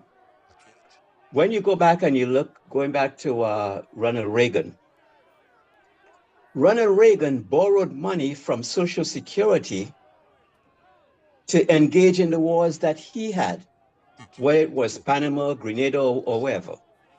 He borrowed Social Security money to pay for those wars and never repaid the money. Correct. Yes, that's correct. They also took money from the Postal Service. They borrowed money from the Postal Service and they never paid it back.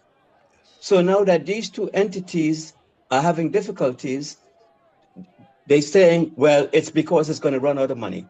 There's something called a donut hole. I can't remember exactly what the range is, but it's somewhere between $100,000 to $250,000, something like that.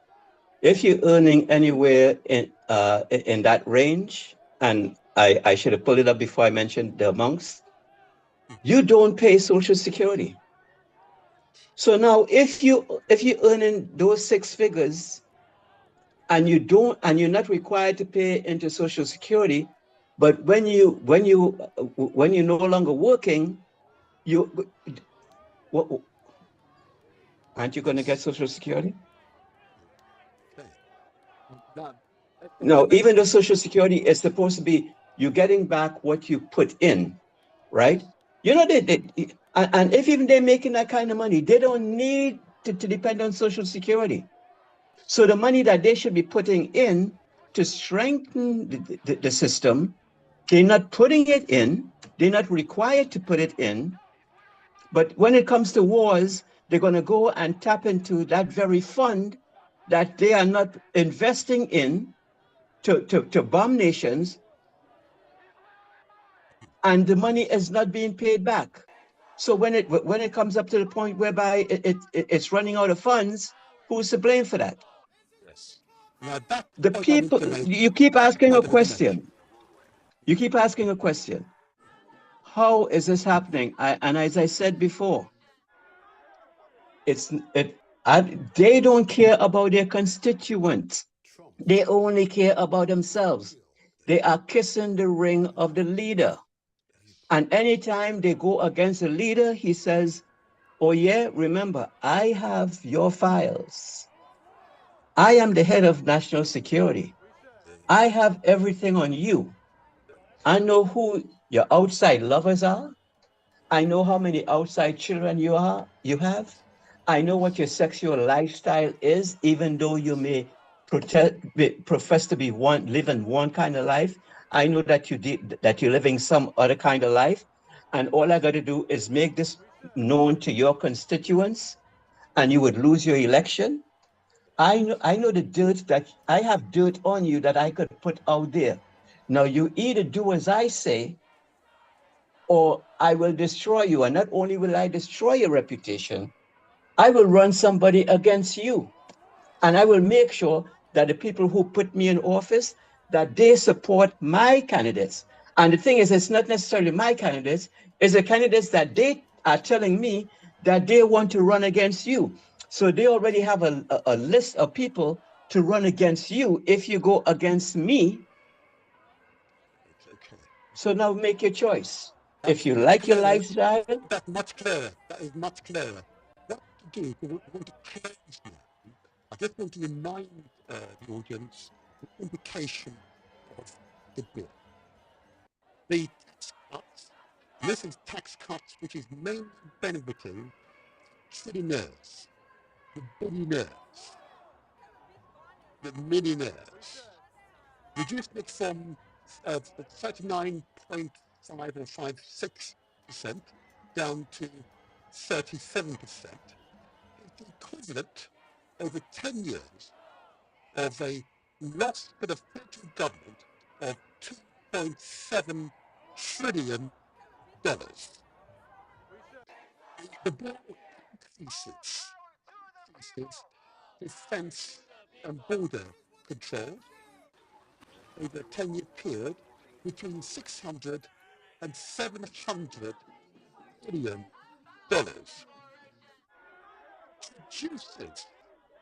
Reduces Medicaid, SNAP, and entitlements by $500 billion. And the bill will result in very growing austerity by the tune of $5 trillion, and could very be higher. These are all the official figures I'm quoting. This is from the official sources. And this seems on paper to be a national disaster, which is why throughout this interview I've been playing many protests, hundreds of thousands of protests, which are happening across the United States of America as we speak, but are not being reported to any extent by the big corporations. Then I had to go to the small local entities to see the truth. And this is a real indication of the degree to which these corporations frame the national narrative. Why Americans, indeed all peoples of the world, have to be on guard for this type of propaganda. Throughout this interview, the protest is going on in the United States as we speak. Tens of millions of Americans come out to protest against this bill. For the reason which Stevens outlined, that the president and his acolytes are intimidating those in this sector. Oh, I think Stephen is still there. Oh, he's still there. I'm going to give the last word to you. You're still there, Stephen? I think we may have left him. Oh, you're still there. You turned up your camera? Yeah. Yeah, no, I was pulling up something. Okay. And apparently, yeah. Okay, let me go back and pull it back up. Yes, sorry about that. I was trying to access something. I'm going to give you a minute. Just give us your last words on this bill and its implications for America. All right. I think you mentioned some of these before, right? Clean energy, almost $500 billion cut. That's like roughly $500 billion, right?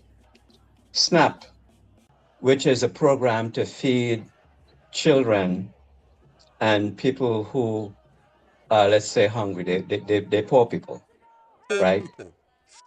Quarter of a trillion dollar cuts. $250 billion cuts. He increased the military by $157 billion, right? He's going to raise the debt ceiling by $5 trillion. $5 trillion. Yes. Medicaid, and this is not including Medicare. Medicaid, he's cutting almost $1 trillion from Medicaid. Medicaid is basically for older people, for their hospitals, for their nursing home, for their medication, for their home attendants. Almost $1 trillion cuts. At the same time, he's putting in $150 billion for immigration, which will be based mainly to arrest, incarcerate, and deport people. These are just some of the things that this bill does. All right. $1 trillion in cuts to healthcare, and just one part of the healthcare, not the entire health bill. Almost $1 trillion cut. Where is the money going to come from? How many hospitals will be closed? How many facilities that you could walk into and in an emergency situation? How many surgeries? Somebody just had a heart attack. The ambulance comes. They want to take the patient to the hospital. That hospital is closed. The next one that they go to, that has been closed. Now they have to go further to find another hospital, which is jammed because all of the hospitals that are closed, now those patients have to go to that hospital, which is how many more miles away? How long will it take you to get to that hospital when you need emergency life-saving care? And now the hospital is packed. When you get there, they may not even have an emergency room that's vacant so that they could do what they need to do. They may not have the staff because the amount of people that are employed at this, let's say, third hospital that you had to be taken to because the other two hospitals were closed, they are so overworked and understaffed. Now you come with a they have to decide as a person who just had a heart attack, do they attend to you or do they attend to somebody who is bleeding because the gunshots are being stabbed? Where is that heart attack patient put on the list for treatment? What chances do you have of survival if you have to wait longer periods of time before a doctor could come to see you? Because the emergency facilities that they might be able to take you to, they're closed. Almost $1 trillion, and that money is gone. Thank you. Thank you. So they're out of time now. They're out of time now. But I think for the audience, you can give them at least a taste of what Trump's big, beautiful bill really is. We've done a process about language that we all can understand the horrors that is contained in this bill. Let me just end with this, my brother, and then I'll be quiet. ICE, the current budget is $11.3 billion. 11.3. He wants it to be increased to $138.8 billion. Right. Astonishing. From 11 to $138 billion. Thank you. Brother Martin, thanks for having me. Thanks for having me. I want to thank you, Steve, for joining us. Okay? I know. I want to thank you. I want to thank you for joining us. I know Thank you. I've spoken to quite a few Americans, and they all share your emotional response to the realities of this big, beautiful bill because of the horrors that it contains. Thank you, sir. My pleasure. So much. Thanks for having me. I'm now going to put us back to the other format. There we go. There we go. We'll take this out as well. It is a wonder. It is a wonder. And yeah, there we go. It is a wonder. Thank him for joining us. But it is a wonder. One just started the process of unpicking the bill and its implications. But the implications are massive for America. We didn't have time in this particular podcast, but in a few podcasts hence, we'll review the international implication of Trump's big, beautiful bill. We'll consider the international horrors that it will have. Therefore, first of all. But I wanted to use a different approach in discussing the bill. One to ensure on the screen that you can see Americans protesting. So, if you watch the big news outlets, they cover it, but maybe for 15 seconds first. Then they default back to the president and spend another 10, 15, 20 minutes on the president. 15 seconds versus 15 minutes. So you Americans, if you're American, you Americans are being the target. It's you Americans that I'm concerned with, we're concerned with. It's you Americans Yes, have to think about who you elect whose sound this doesn't work. time round. It is you Americans that will define your futures. So this approach that's taken in this podcast to have an African American able to speak to the bill and its implication. Not from a technical point of view, but from a someone who suffered the consequences firsthand is able to therefore respond emotionally to its implications. You can share the emotion. You can feel the emotion. And those emotions we must heed. Because the emotions you heard and felt being expressed in this podcast is magnified tens of millions of times across the United States of America. Tens of millions of times. That is not being reported. So it's up to you Americans. It's up to you Americans to demand change. So that never again can a president or Congress pass a bill that so directly impacts in a negative way the lives of ordinary Americans. So we've only scraped the surface but the figures quoted today are the official figures. And I invite you, if in doubt, to do your own research. It's there in plain view as it happens. You just simply got to take the time to read it. I've read the bill twice. On the second occasion, I felt as if I had been traumatized. That's how I felt. Traumatized. That a government could pass such a piece of legislation.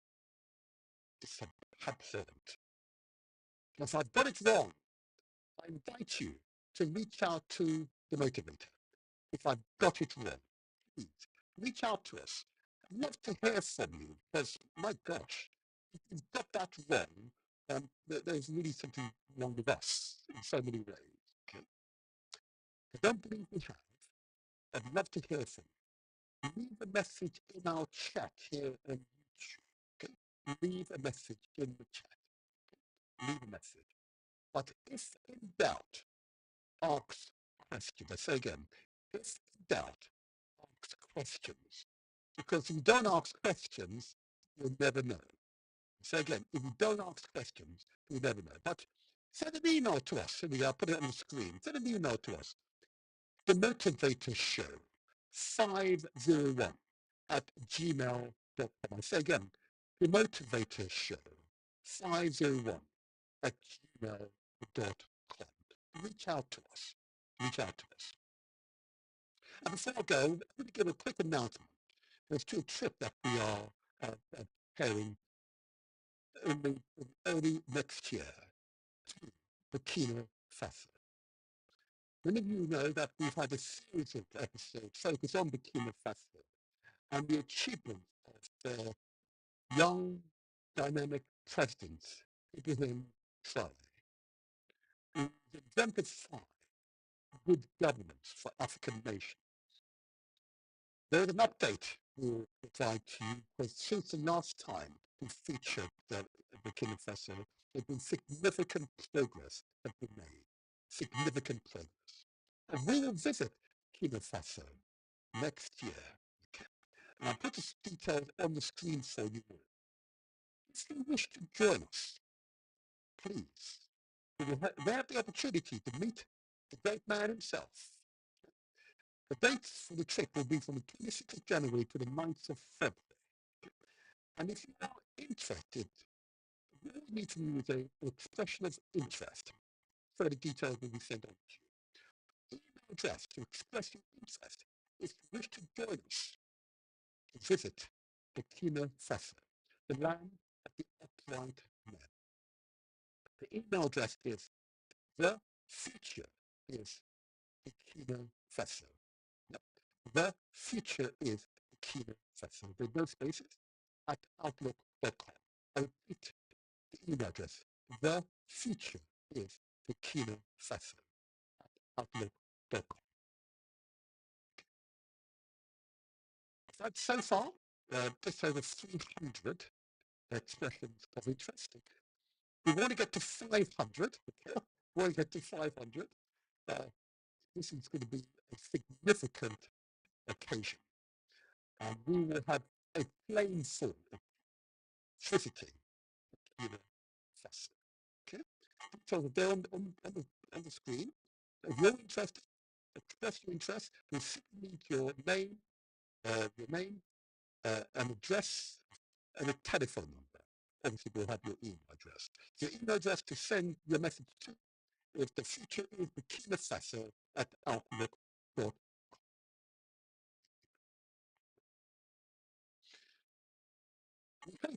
We found this episode of the Motivator Show illuminating. We hope the information shared you will share with others. This is not intended to disturb or unsettle. It's intended to inform and empower. Because with the right information, you're empowered to make good decisions, to translate words into action. Because ultimately, success is yours for the taking. And in doing so, you protect the interest of your family and your children's children, your networks, your friends' networks. And together, we can make the difference. So if in doubt, I say to you, questions. But until the next time, I remain the motivator. Trump's big, beautiful bill, a Pan-Africanist viewpoint. Americans are protesting. Trump's big, beautiful bill of others reduces the high rate tax rate from 39.6% to 37%, which is the equivalent of the federal government losing $350 billion per annum, and over 10 years is the equivalent to $3.6 trillion.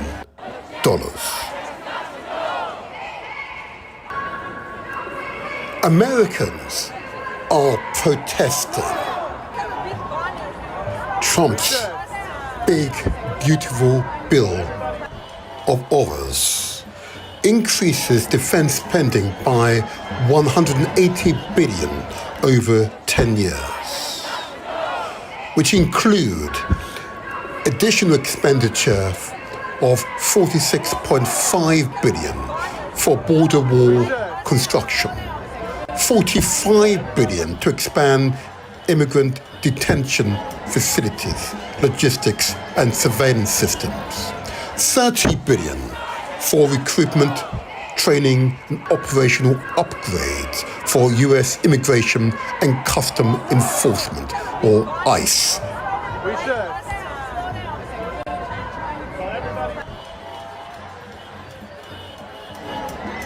Americans are protesting. Trump's big, beautiful bill of horrors include Medicaid overhaul. The bill imposes work requirement and frequent eligibility checks for adults on Medicaid. It is estimated that up to 17 million Americans could lose coverage over a 10-year period.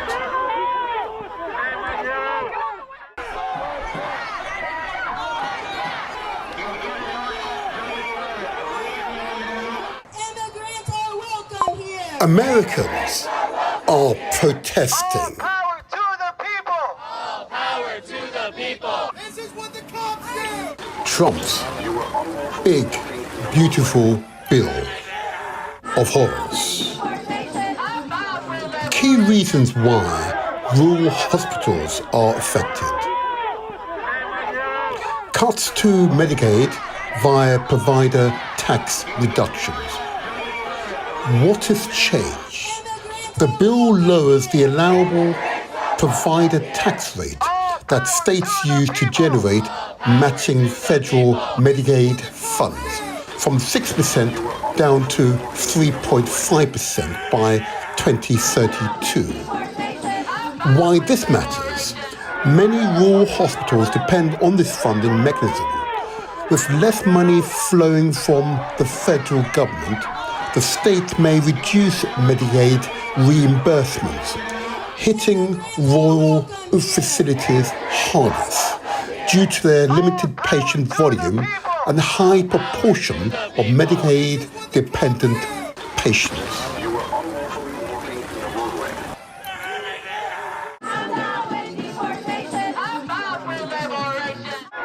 Americans are protesting. Trump's big, beautiful bill of horrors. The future is renewable energy. This bill sees the termination of key tax credits, and they include EV tax credit for used and new vehicles, removes $7,700 for new vehicles and $4,000 for used vehicles. Incentives expected to reduce demand for electric vehicles. EV charging stations credits. It ends the subsidy for home and business EV charging installations. Home energy efficiency credits. Cuts tax credit for installation, energy efficient HVACs and solar panels. The bill reduces commercial clean energy credits, halts subsidies for solar, wind, geothermal and battery storage projects.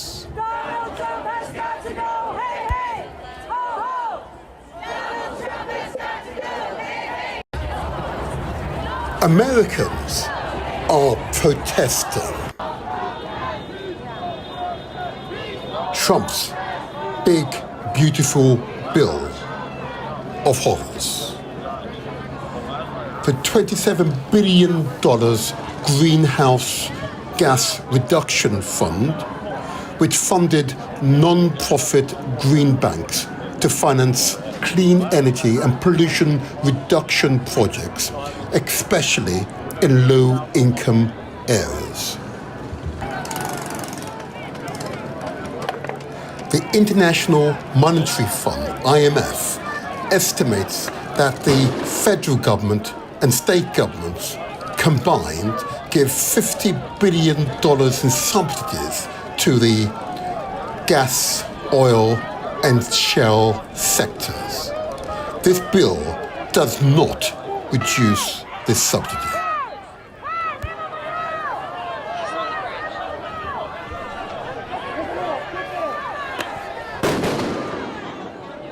Americans are protesting. Trump's big, beautiful bill of horrors. The additional debt of $3.6 trillion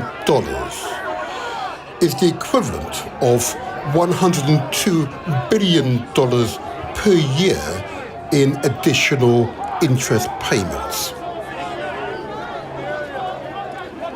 Over a 10-year period, it is the equivalent to more than $1 trillion in additional interest payments.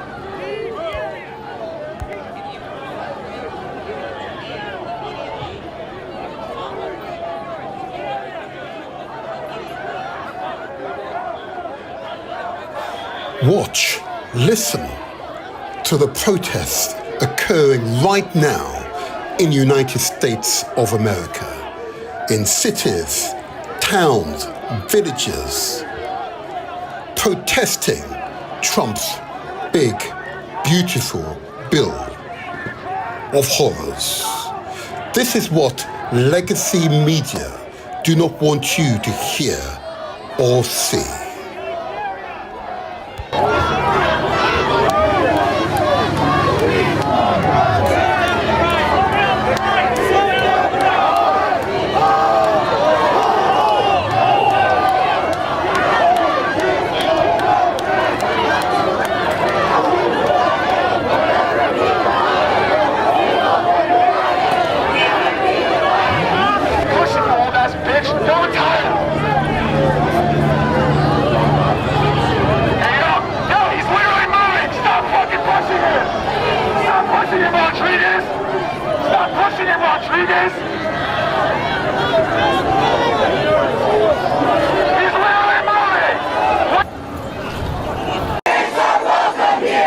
All power to the people! All power to the people!